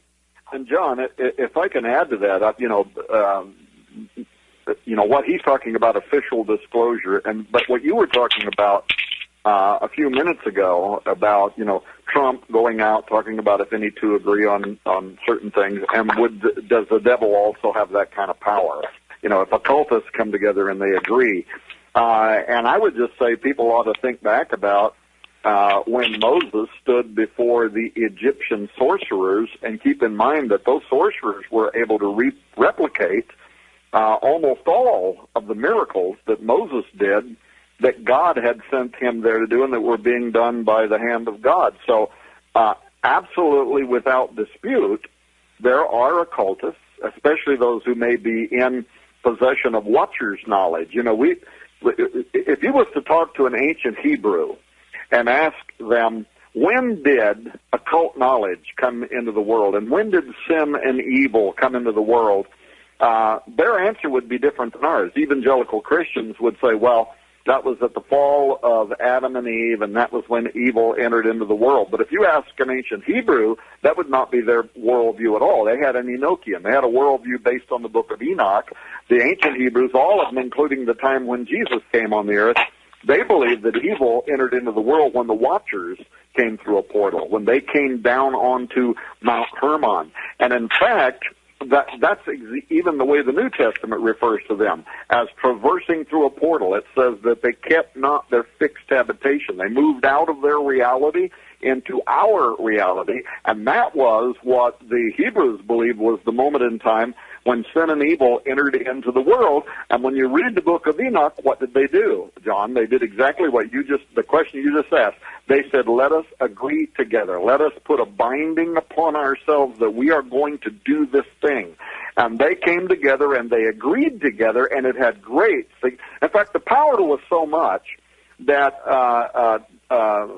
Dr. Michael Heiser, I'm going to be publishing his book's going to come out in 2017, called Reversing Hermon, or in other words, reversing what happened at Mount Hermon. And I've been in ministry, and I was a pastor for 25 years. I worked for the largest evangelical organization in the world as an executive for almost a decade, and I have never saw this before, in which he depicts this secret mission of Jesus Christ to literally reverse what the fallen Watchers started at Mount Hermon. That's why the book's called Reversing Hermon, and the whole point being that when Jesus is standing there at the base of Mount Hermon and he says, the gates, the doorway, the portal, the gates of hell will not prevail against my church, he is saying something that the average believer today is clueless about. And the fact that he came here literally to turn around, to stop what they had started, and to make a doorway, a different doorway, a heavenly one, a pathway, a portal, an opportunity for people to be born back into the kingdom of God. Now, if I can real quickly, I want to also say something else about Donald Trump and what you mentioned about him, because there's something really strange right now that's unfolding. All right. And it is tied to Abaddon's ascending. And by the way, if people listening to this, if there's any out there that want to get this book, Abaddon Ascending, they should get it at skywatchtv.com, because right now, for probably what's only going to be 1 week, when people get that book from skywatchtv.com, we're giving away $400 in free books, free DVDs, free Bible software, free audio sets, just a trainload of stuff. And Caravan to Midnight listeners are some of the only people in the world that know now that link is actually already open. So anyway, if a person's interested in that book, get it there, because that can help you with your Christmas shopping. But anyway, excellent. Don't forget. So here we have Trump, and he's standing up. He's the most unlikely presidential candidate in the history of humanity, and everybody is scratching their head about how did he get here, how did he win, and so on. Don't forget that dozens of ancient seers, and we've talked about this on Caravan to Midnight before, saw the year 2016. Dozens and dozens, going back millennia, pointed specifically to the year 2016, in which some of them said this would be the year that the Antichrist would appear on the scene, but others said this would be the year that the Messiah would appear on the scene.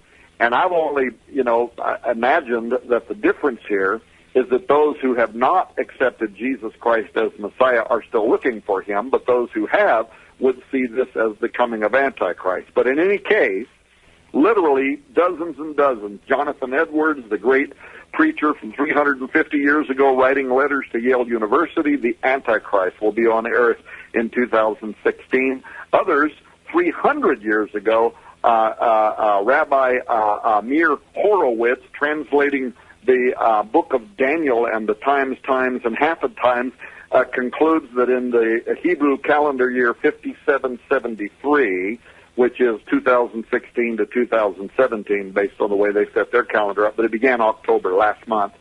He says Messiah will appear on the earth. Now, here's something very interesting, right? So in the Zohar, written, 700 years ago in medieval Aramaic, Orthodox Jewish priests, they're trying to determine when is the Messiah going to appear on the earth.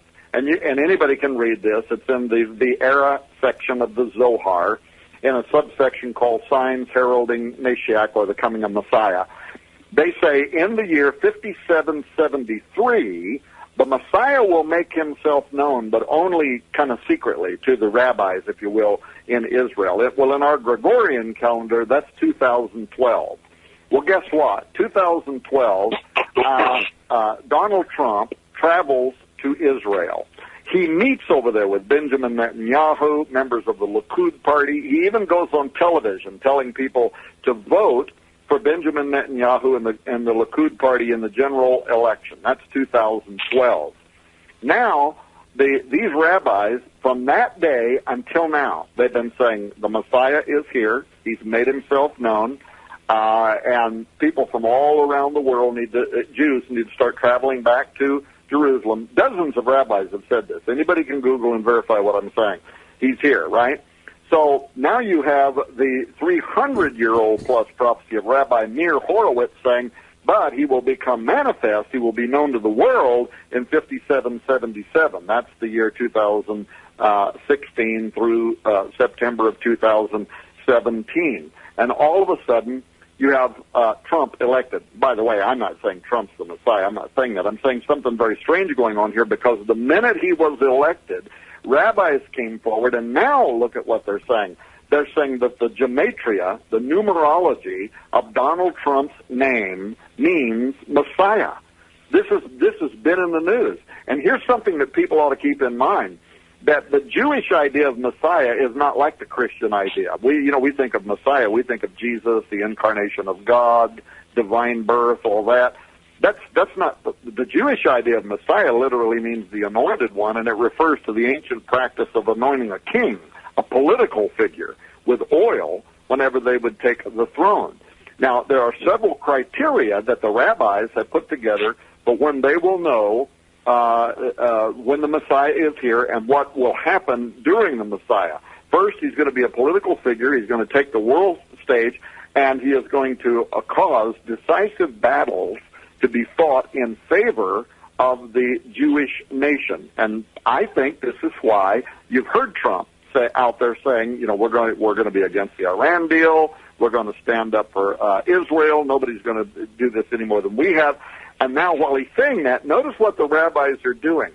because one of the key things, according to Jewish thought about the coming of the Messiah, is they say that when he gets here, the exiles, the Jewish exiles, are going to come from around the world. They're going to gather back into the current state of Israel. And note what the rabbis are doing now. They are telling Jews from around the world, move back to Israel now because the Messiah is here and the Messianic era is about to start.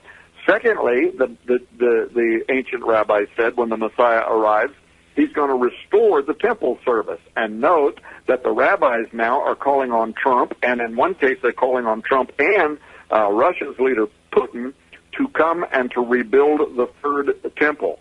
And then the third and final thing that is key to them is that they believe that the Messiah not only will be a great political leader, but he has to be descended from King David. He has to be of the Davidic dynasty. And right now there is an effort to back, what do they call it, where to verify through the European monarchs that Donald Trump is related, in terms of his genealogy, to descendants through several kings of England and Scottish kings that had spent a great deal of time proving that their bloodline goes all the way back to the Davidic dynasty. So I'm not telling you that Donald Trump is the Messiah. In fact, what I think these rabbis think, I think they think that Donald Trump is what the New Testament equivalent of John the Baptist. A lot of people thought John the Baptist was the Messiah. Even when he's in prison, they're sending letters. Who are you? Are you the Messiah? Are you whatever? He says, I'm the forerunner. He that cometh after me is greater than I am. That's the Messiah. And I think that a lot of these rabbis now believe this about Trump, and several of them, well-known rabbis in Israel, have already said, they're already on record now, saying that Donald Trump is the start of the Messianic era. So talking about a doorway opening, if Donald Trump is in fact some kind of a sign that we've entered into these final end times, then you would expect somebody is going to arise on the scene very soon that Christians would call Antichrist, and he will be the embodiment of Abaddon. So this is a big part of our book, Abaddon Ascending, is simply looking at everything that's happening in the world and everything that everybody who is supposed to be a theological expert or a rabbi in these issues, everything they're saying right now, they are all saying the time has arrived. Wow. What else can you say but wow? Okay, so let's say it is. So the Messianic era, let's say that it has arrived. Let's say that, yes, it's real. Do we have any idea what we can expect now? Other than the ones who aren't for it getting even more ridiculous than they are now. They don't even make any sense as it is. I suspect as time goes by, they'll make less sense still. But I digress. Well, it is a virtual smorgasbord, if you will. Yeah. I mean, Josh and I, we were day before yesterday. We were over at the Jim Baker program, and we sat there and filmed for literally 5 straight hours nonstop. It's going to be a whole week of broadcasting. And this question, the question came up over and over and over. It wasn't just the Zohar. The Mayan calendar, nobody's thinking about it now, right? Because the Mayan calendar is counting down to the end of their long count calendar, and everything was about 2012. And because so many of the people that were, especially the New Agers, that were saying it represents the end of the world, you can go to YouTube and you can type in my name, and you can find videos in 2009 where I was saying that is absolutely not what the Mayans said. I have studied this at the university level. I've studied the Chickamauguan star constellation prophecies of the Cherokee. They were all saying the same thing. They were saying that at the end of the long count calendar in 2012, it was going to give birth to a new final age. That's more interesting, right? Not the end of the world, the end of an era, the end of an epoch. It's going to give birth to a new final age, and they said it's going to be marked by several things. One, 2 great men are going to appear on the face of the earth that are going to change the course of history. That's what the Maya said. That's what the Chilam Balam, the jaguar shaman, that's what he says. in the book of the Kumail, the council book of the Yucatecan Maya, which was predicted 500 plus years ago, and not only until about 100 years ago translated into English. And he very specifically, in fact, it's pretty interesting because he tied it, the Chilambalam tied the final 13, what do they call it? It's 19.7 years. The final 13 steps in the Mayan calendar, he tied it to the colonial count 1776, and then said there would be 13 steps, followed by the revival of Bolanyateku from the underworld. This is the god in the underworld that is guarding the bones of the giants. And sometime after the year 2012, these bones are going to rise up from out of the underworld. Well, Book of Revelation, chapter 9, the doors of the earth are going to open and stuff's going to come up out of the earth. Isaiah 13, I open the gates, ye ruler. I give command, and I bring them. Giants are coming to fulfill my wrath. So all these ancient prophecies. But the Mayan actually put a date on it, and they're saying sometime after 2012. That's exactly what the ancient Jewish rabbis said in the Jewish calendar year 5773, 2012. The door is going to open, and by 5777, the world is going to start knowing who these two great leaders that the Maya predicted who they are. Protestant reformers said the same thing. The Great Seal of the United States, 1776, 13 steps. In the Gregorian calendar, it's a 20-year cycle. It ends in the year 2016. It doesn't matter what you look at. All of these ancient sages, the occultists, all of them, for literally millennia, have said when the year 2016 gets here, that's the countdown clock.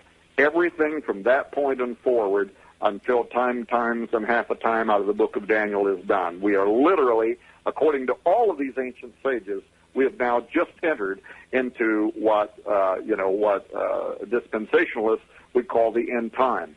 Have we? Well, we're going to see. We're going to wait and see.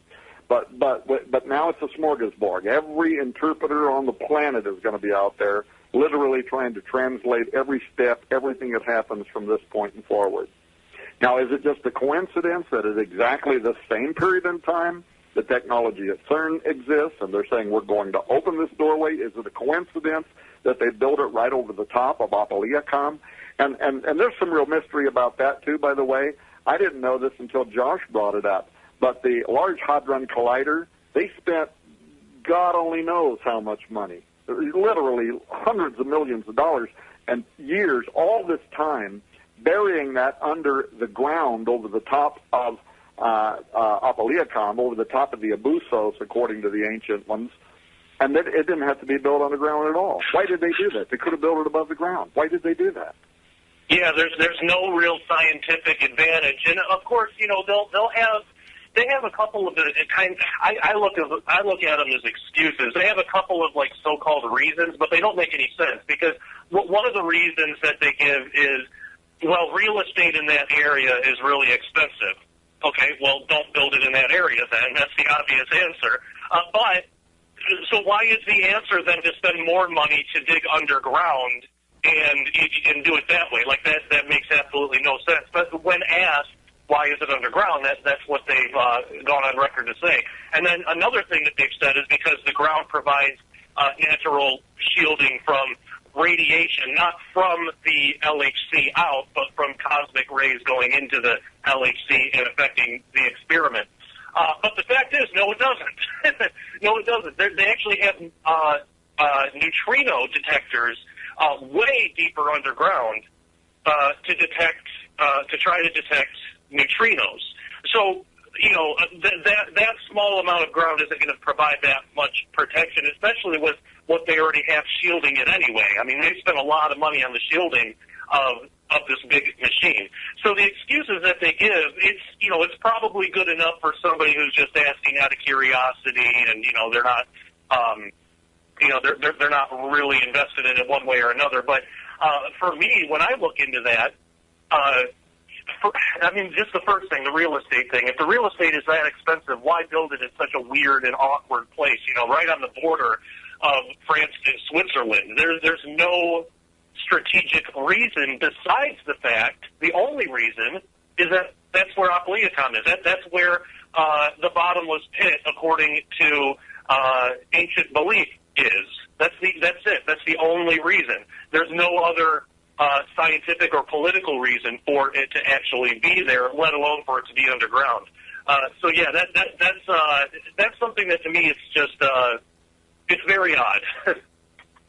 Wow, this is like almost overwhelming, really. All of this is. So all right, let me ask you this: since let's say, and for the benefit of the audience, let me just throw this out there.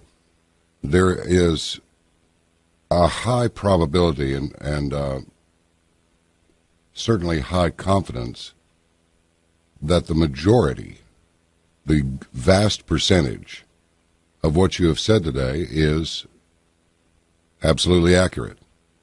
Let's say everything. Let's just, for the moment, just assume that everything that you have said is absolutely correct. So what exactly are we to prepare for? I mean, how are we, I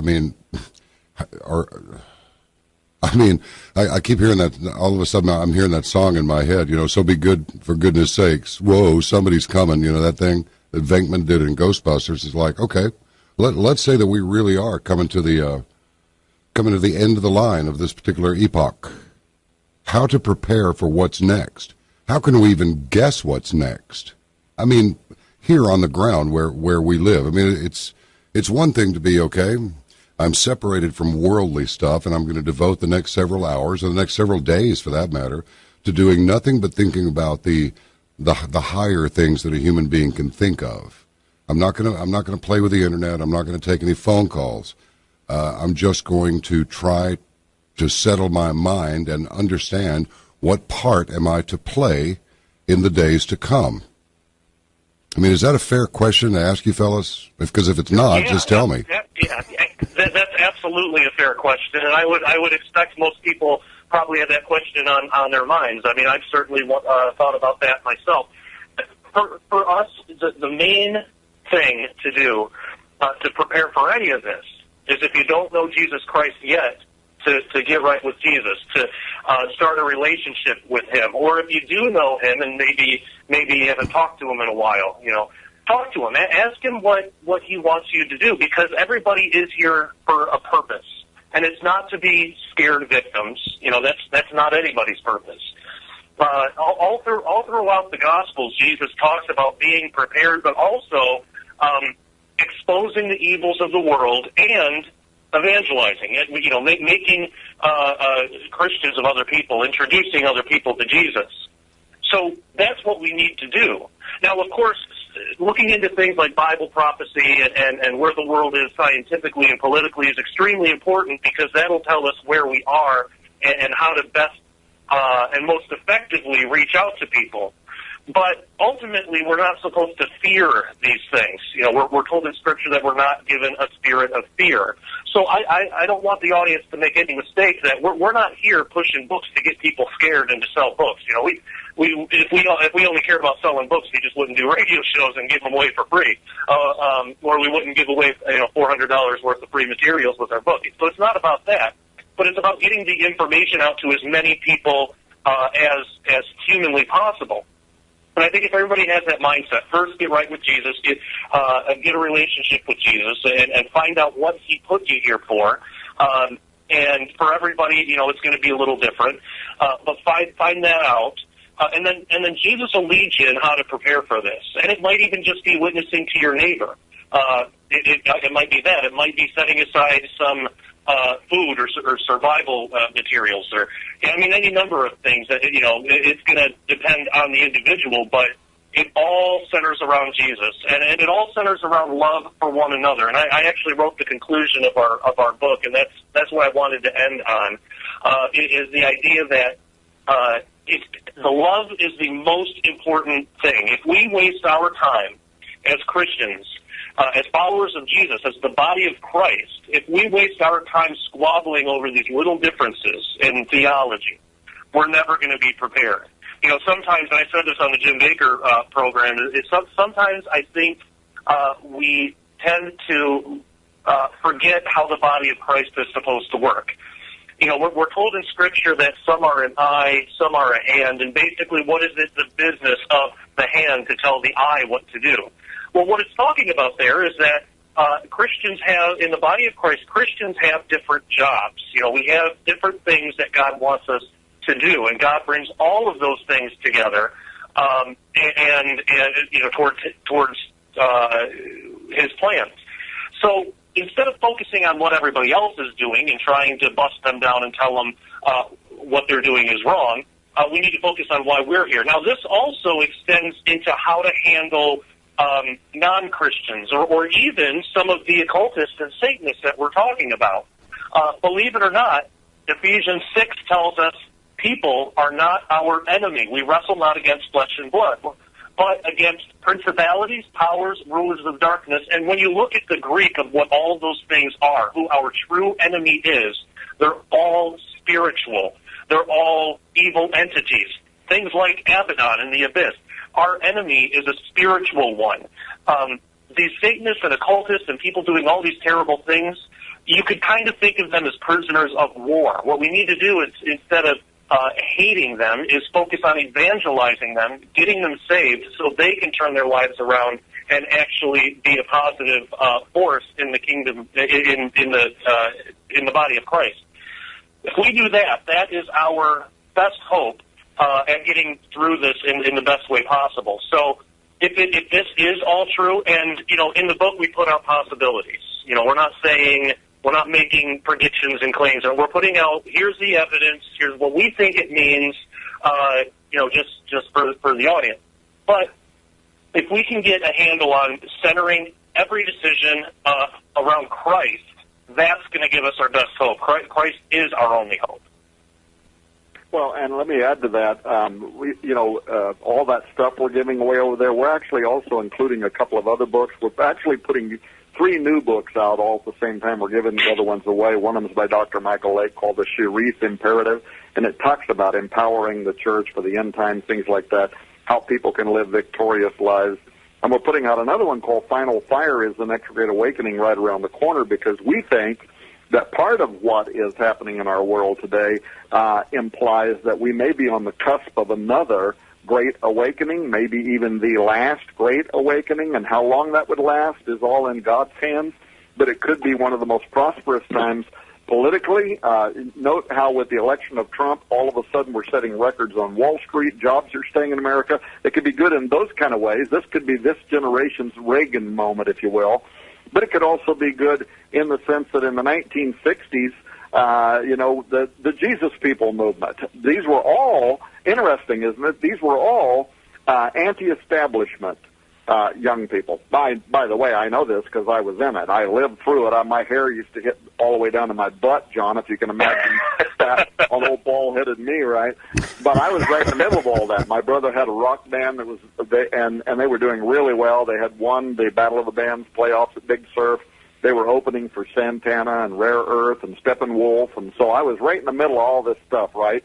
All the Woodstock stuff. But what was cool was these anti-establishment young people who were against the Vietnam War, Country Joe McDonnell at Woodstock, don't ask, what are we fighting for? Don't ask me, I don't give a damn. The next stop is Vietnam.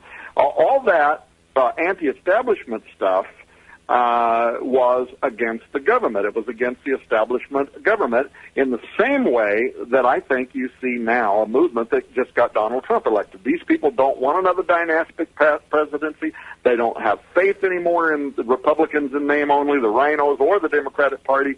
And it was enough of a groundswell, a grassroots, organic kind of movement that it done what none of the so-called experts could have ever predicted. Well, this so much reminds me of what was happening in the 60s and the early 70s, but ultimately that also gave birth to what was called the Jesus People movement. Among all those hippies, Jesus was like the most popular guy on earth. Why? Well, because he was like the ultimate anti-establishment guy. He was anti-organized religion. He was anti-organized government, but he cared about people. This is what Josh was talking about. He cared about people. When the religious people wanted to bring, here is a prostitute. We caught her right in the very act.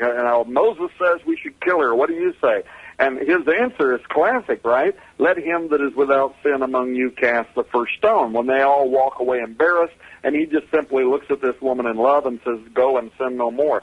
So that, I think we now have a new era for this. The other thing I would add, when you say, Tom and Josh, let's imagine you're all right, and the doorway to the underworld is set to open, and all this terrible stuff's going to happen. What are we to do about it? Well, first of all, those who belong to God don't have to worry about it, because if you read the whole book of the whole ninth chapter of Revelation, he very much says that all that stuff that's coming up out of the underworld, he says, do not touch those who have the seal of God on them. So those who belong to God are not going to be touched by this anyway. Now, for those who do not belong to God, well, then it also says this. It says men's hearts are going to fail them for fear, for seeing those things that are coming upon the earth. So it's a very important time, to know who you are and who you belong to and where your devotions are. And then thirdly, I would just say we're going to see if Josh and I are right. We're going to find out if CERN and some of our other speculations in Abaddon ascending play a role. And I should also tell people they're going to find some really interesting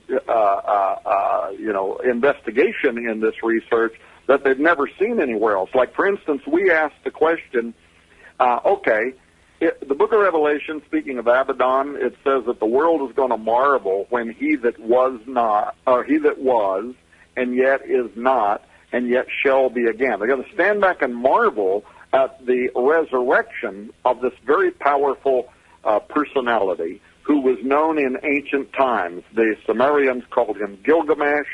In the Bible, he's called Nimrod. The Greeks called him Apollo. The Egyptians called him Osiris. But this great, mighty, powerful person who was and was not and yet shall be, how does he come back? In other words, if you try to think of this in terms of science, right? How does resurrection science work? This is one of the things that we investigate. Well, and for that matter, also the Bolognac Teku from the Mayans, or Isaiah saying that the dead Raphaim, the spirits of the dead giants, are going to be reanimated and rise back up to the earth. How in the world does that happen? So we spend a whole chapter in there talking about, how did this work? There was this, like L.A. Marzulli and guys like that, they'll refer to the first incursion of giants that happened before the flood, right?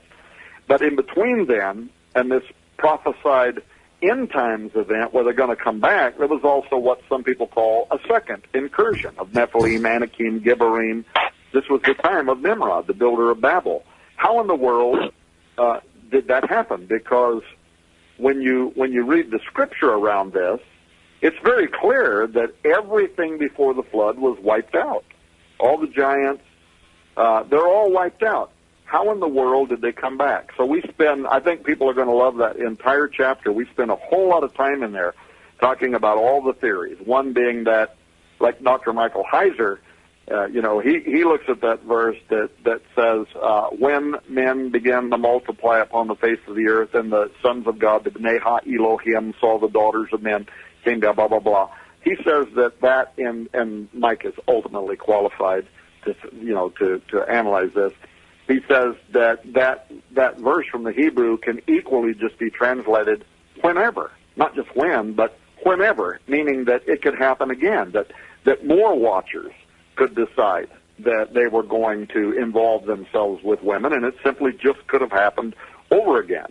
And then there's another possibility about how this happens, and that is that there is a kind of occult science, not just physics, metaphysics, that was given by the watchers. Because again, Mount Hermon, when they came down, if you read the book of Enoch, it doesn't just say they came down mated with women. It talks about all this secret knowledge that they brought with them, the knowledge of heaven, the knowledge of creation, the knowledge of weapons making, the knowledge of allures, incantations and sorcery and all that kind of stuff. They brought all of that with them, and that was supposed to have been wiped out in the flood and lost forever, except when you read the book of Jubilees, chapter 8, and it talks about how after the flood waters abated, Noah's grandson Canaan was out walking along, and he found where all of the knowledge of the watchers had actually been engraved in the stone as part of a mountain. And after the waters went down, he recovered the secrets of the watchers, including this idea of the reanimation of the dead spirits of the giants in the underworld known as Rapha or Raphaim. And so we go into that, and we investigate what parts of that might be reality. And then the third part that we look at are magic beds. Og's, the King Og, his bed, Steve Quayle, our mutual friend, says it was 18 feet long. Other people, the way they measure a caseta, they say that it was, I think, 12 feet long. But in either case, this is a really big guy, right? Right. But what a lot of people don't know is that there was a bed identical to the one that belonged to King Og that was actually found at the Tower of Babel. And their information was recovered that talks about how that bed was used for occult lovemaking between the god Marduk and his divine wife Zarpanitu, whose name actually means creatress of seed. And there is reasons to believe that there was an occult kind of magic that was used for bringing up these entities from the underworld. So anyway, I don't mean to get off on all that, but and even the Bible itself, Ezekiel, God talks about this magic as if it actually does work, as if you can actually expel the spirit of a living human and replace it with an underworld spirit that's been dead, so that it then becomes incarnate in that individual, reanimated. And that's actually God himself actually talks about that in the Bible. A lot of people don't know that. So that would have been an uber high level of occult knowledge. Well, that goes exactly to what is going to happen in January. In a few weeks from now, when President-elect Trump is inaugurated, while he is standing in the belly of ISIS in the U.S. Capitol Dome facing the obelisk, which is all Egyptian design, across town, just a little ways from the White House, at the House of the Temple, the 33rd degree Freemasons are going to conduct the ancient Egyptian ritual of the raising of Osiris. And they do that in hopes that that spirit will take its rightful place in every U.S. president until the day that the President of the United States assumes his role as the king over planet Earth. And the Masons believe that. Henry Wallace, the 33rd degree, the 33rd Vice President, 32nd degree Freemason, and then the 32nd President Roosevelt. This is all in their own biographies. Wallace wrote about it extensively, that the prophecy on the Great Seal was a Masonic prophecy that looked forward to the day when Osiris would rise from the underworld, or what the Greeks would call Apollo, or what the Bible calls Abaddon or Apollyon, would rise up from out of the underworld to be incarnate in a future president of the United States to take his rightful place as the leader of the New World Order. The very people that put that seal, the Great Seal of the United States, on the U.S. $1 bill, both the president and the vice president, their books can be read in which they admit that themselves, that that's exactly why they did it. And so, and I've been to the House of the Temple. I've had a private tour there with two 33rd degree Freemasons. They admitted this to me. U.S. Congressman admitted it to me. U.S. Senator admitted it to me, that that ritual does, in fact, occur. And nobody listening to your program is going to be able to refute what I'm saying, because that is, in fact, what they do. Wow. That's good stuff, Tom. Seriously. Josh? Yes, sir. You're going to have to fight for some airtime, pal. Well, I am learning from the best here. Yeah, I feel like I'm being schooled at the knee of the master. Seriously, it's pretty amazing. So what's coming up? I know it's going to be the Watchman Conference in March, right? But what's going on between now and then? That's a third of a year almost. Well, Tom and I do have some plans in the works. We're doing active research into some of the stuff that we talked about today. I probably shouldn't talk too much about it because it might be too early. Also, there's an upcoming project that led us to the Four Corners area of America to look at some ideas about the ancient Anasazi. And again, I probably shouldn't say too much, but just to whet the appetites of your audience, there's some pretty phenomenal things in the works that I think people are really going to be able to get a lot out of. Now, that sounds really good. Look, I could sit here for a lot longer and talk with you. Is there Look, let me go back to something that we started talking about an hour and a half ago. This thing at CERN with the simulated human sacrifice. Now, somebody wound up saying, "Oh, it's just a bunch of tourists there that decided to do something weird. It was just for kicks." And then there was that weird dedication of that tunnel in Switzerland with some sort of a creepy modern dance that looked really stupid, but obviously everybody who was involved was really into it, right? And then you do have this statue of Shiva out front. When you look at military patches, some of them have got a lot of skulls and flames and daggers and all kinds of stuff on them. Real fierce army stuff. Okay, I get it, I even had a chef's apron one time. There was an olive drab and it had a skull on it. It said, death from within. But that was just a joke. So, but I just want to hammer this one more time. The people that are doing this stuff and using this symbology with Shiva statue and doing the freaky dances and the ritual sacrifices and so forth, are these just idiots fooling around? Hey, we'll have a little fun with it. We'll creep out the rest of the world. Or is it your opinion? I think you've already stated it, but I guess I'm asking for you to state it again. Or do you think these people are really serious about this, that they really don't care about, he whose name should not be spoken? That would be the most holy high God, the God Almighty, or Jesus. They're not into either one of them. They reject it. They've decided to go the other way. They're convinced that they don't need that they can be as God. They're as crazy as Satan. They think they can kill God. They think they can replace his universe with their own universe and make themselves God. Is that where they're really at, or are these people play acting some of this just to kind of going along to get along? Because I've seen, I believe that they're serious about it. I believe that the ones that are actually involved in these rituals and setting these things up, and again, this isn't the majority of the employees at CERN or physicists around the world.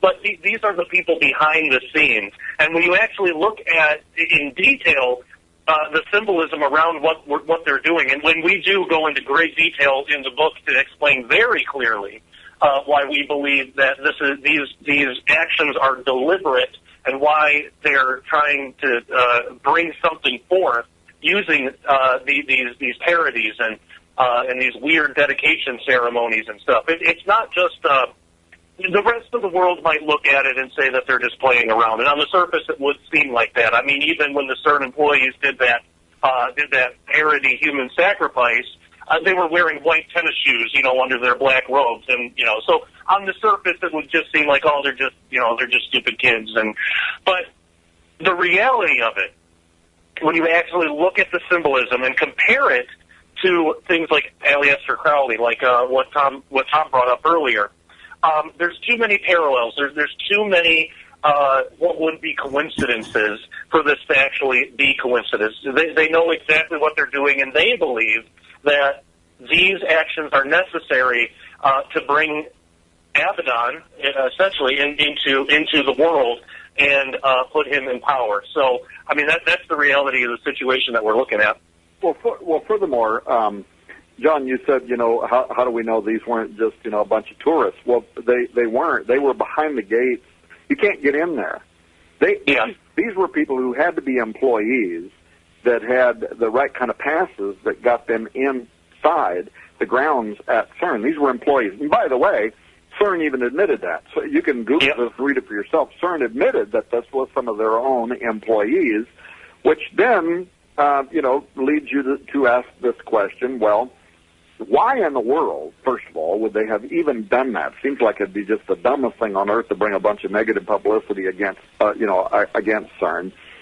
But let's just say it was a prank. It was a parody. As far as Aleister Crowley was concerned, thank you very much, because anytime you do these parodies, the symbolic gestures, you are inviting dark supernaturalism. It is the gateway. It is the doorway. That's why when you're in Sunday school as a child, they teach you these little songs, be careful of eyes, what you see, be careful of ears, what you hear, because there is an eye gate, there is an ear gate, there is a mind gate, there is a tongue gate. When you start repeating these parodies, these rituals that are meant to be repeated, they have a way of getting into your spirit, a way of getting into your soul. Then thirdly, you have to ask yourself, what in the world is being talked about behind the locked doors at the Large Hadron Collider that these people would have even done this? What are they hearing inside? What is the scuttlebutt in there?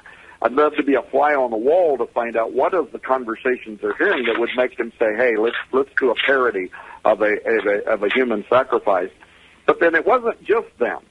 It's everything else that's been happening in our culture. And it was the Gotthard Base Tunnel ceremony, which was highly satanic. And then step outside the doors at CERN, and you have the Shiva god. And it isn't just the fact that it's a Hindu god, but it actually has a placard underneath it, a dedicatory underneath it, in which this god is named as the new omnipresent God, the all-powerful God.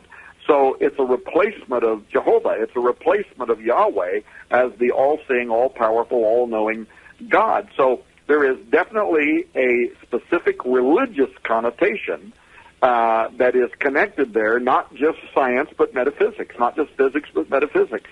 And then, of course, when you think about some of the mysterious stuff that the Bible says, so you go back to the Podesta emails, and they're referring to contiguous aliens, to aliens that live all around us, that are in another dimension. And how could they have been so convinced that in 2017 there's going to be an official disclosure moment? And by the way, the Vatican's also connected. Several of the emails, actually, in the Podesta emails, refers to the people who represent the Vatican meeting with them towards official disclosure. So this goes back to some of the other shows we've done. When I went up to Mount Graham and I met with the Jesuits up there and all of that conversation. But it's the Bible itself that says some intriguing things. First of all, that the Antichrist will appear with lying signs and wonders. 2 Thessalonians 2:9. So what is it? Lying signs and wonders? I mean, I don't know. Is that UFOs? Is that aliens? I don't know what that is. It also says his coming is going to be marked by fearful sights and great signs from heaven. That's in Luke 21. And when Malachi Martin was asked by Art Bell, back in 1997 on Coast to Coast AM, what is the Vatican on the top of that mountain in Mount Graham? What are they doing up there? And he said, it's because at the highest levels of Vatican jurisprudence and governance, they know what is approaching the earth and that it is going to be of the utmost importance in coming years. So, and then, of course, the Antichrist and the false prophet will be aligned with the powers of the air. They're going to even be able to call down fire from heaven. One of the most intriguing places in Scripture that I think might be hinting at some of this is in Daniel, where he says that the Antichrist is actually going to champion the worship of a strange alien god. He actually says that in Daniel 11. In his estate, he will honor the god of forces. This is physics. The god who has the power over forces. We even call the four forces of physics, the strong force, weak forces, blah, blah, blah. He says he's going to honor the god of forces, a god whom his fathers did not know is going to be honored. He's going to be in the strongholds with this strange god, and they're literally going to divide the world for gain. I can't quote the Scripture now that I have to, but it's a very interesting, unusual piece of Scripture to be referring to the god of forces or the god of fortresses. This was Baal Shaman in the ancient world, literally the Lord of the heavens, the Lord of the high places, a deity that was considered the greatest angel of light. So there's some very strange stuff that is going on, and I think that people like me and Josh have all kinds of reasons to be really attentive now to what is happening and what's going on. Oh, boy. Oh, And I should also say, on that giveaway over there, that $400 in free books and DVDs and Bible software, it covers an awful lot of this material about, aliens, what are they really, what's going on at CERN. It's not just Abaddon ascending, but that entire collection over there is like a treasure trove that goes, even the Book of Enoch. I mean, so the stuff that they're giving away over there is unbelievable. And it'll take people that get that a long time to go through all of that material, including hours and hours and hours and hours of both audio and television programming, literally discussing this very subject. One of the programs alone over there they're giving away is a 5-hour investigative report into this very subject matter that was broadcast on television just recently, and we own it, and so we packaged it, and we're giving that away too. So there's just a huge amount of stuff that'll kind of take all the little bits and pieces we've been talking about today and allow people to basically get a small university degree in this subject matter. Wow, that's amazing. All right. Well, what is the preferred website where people can go to access the greatest volume of your information? Books, well, TV shows, everything. SkywatchTV.com. I'm sorry. No, I said books, TV show, everything. Yeah, SkywatchTV.com. Josh Peck works for SkywatchTV.com full time. So do I. There's 20 of us now that are running and operating SkywatchTV.com.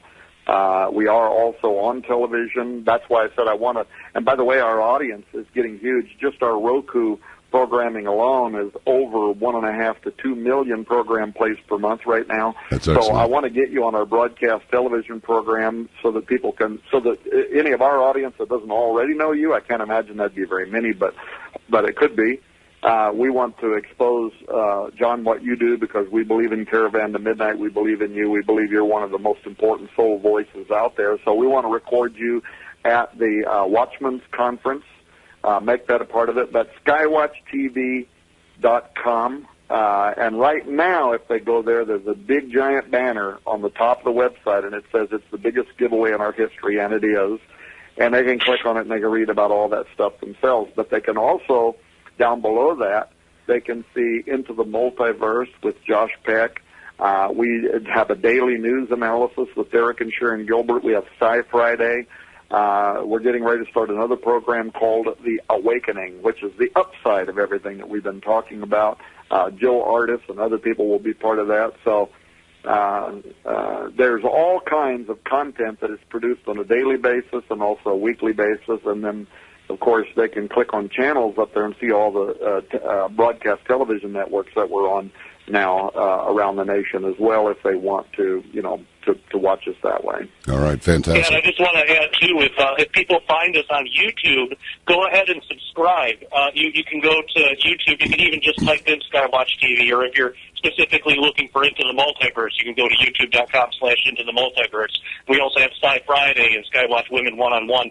And all these programs, if you subscribe, it's totally free to do so. You just click the little subscribe button in the video, and then you have access to all past future episodes of those shows. So I would highly encourage people to subscribe to those channels on YouTube. And I've gone to the sharpeningreport.com here. And yep, that one is my personal website. Everything that's just Josh Beck is at sharpeningreport.com. Well, you've got this thing here that says all this for only $39.95, and there's 1, 2, 3, 4, 5, 6, 7, 8, 9, 10, 11. Yeah, that's the link to this big giveaway deal that Skywatch TV is putting out with our book Abaddon Ascending. Yeah, it goes straight to Skywatch TV store if you click on it, folks, and it's like, I mean, who would not do this? There's enough material to keep you busy there for a solid year, easily. Yeah. Right. Well, and it'll be really obvious to anybody that looks at it that, we're not making money on this. We're using other resources actually to underwrite. But we believe in what we're doing, and we believe that it's really important. But you should know that you are only one of two programs, and we're doing programs back-to-back every day right now, but you're only one of two that we've even told that if they go there and click on that, it's actually linked into the store right now. Everybody else, there's just a countdown clock up there that says that it's coming next week.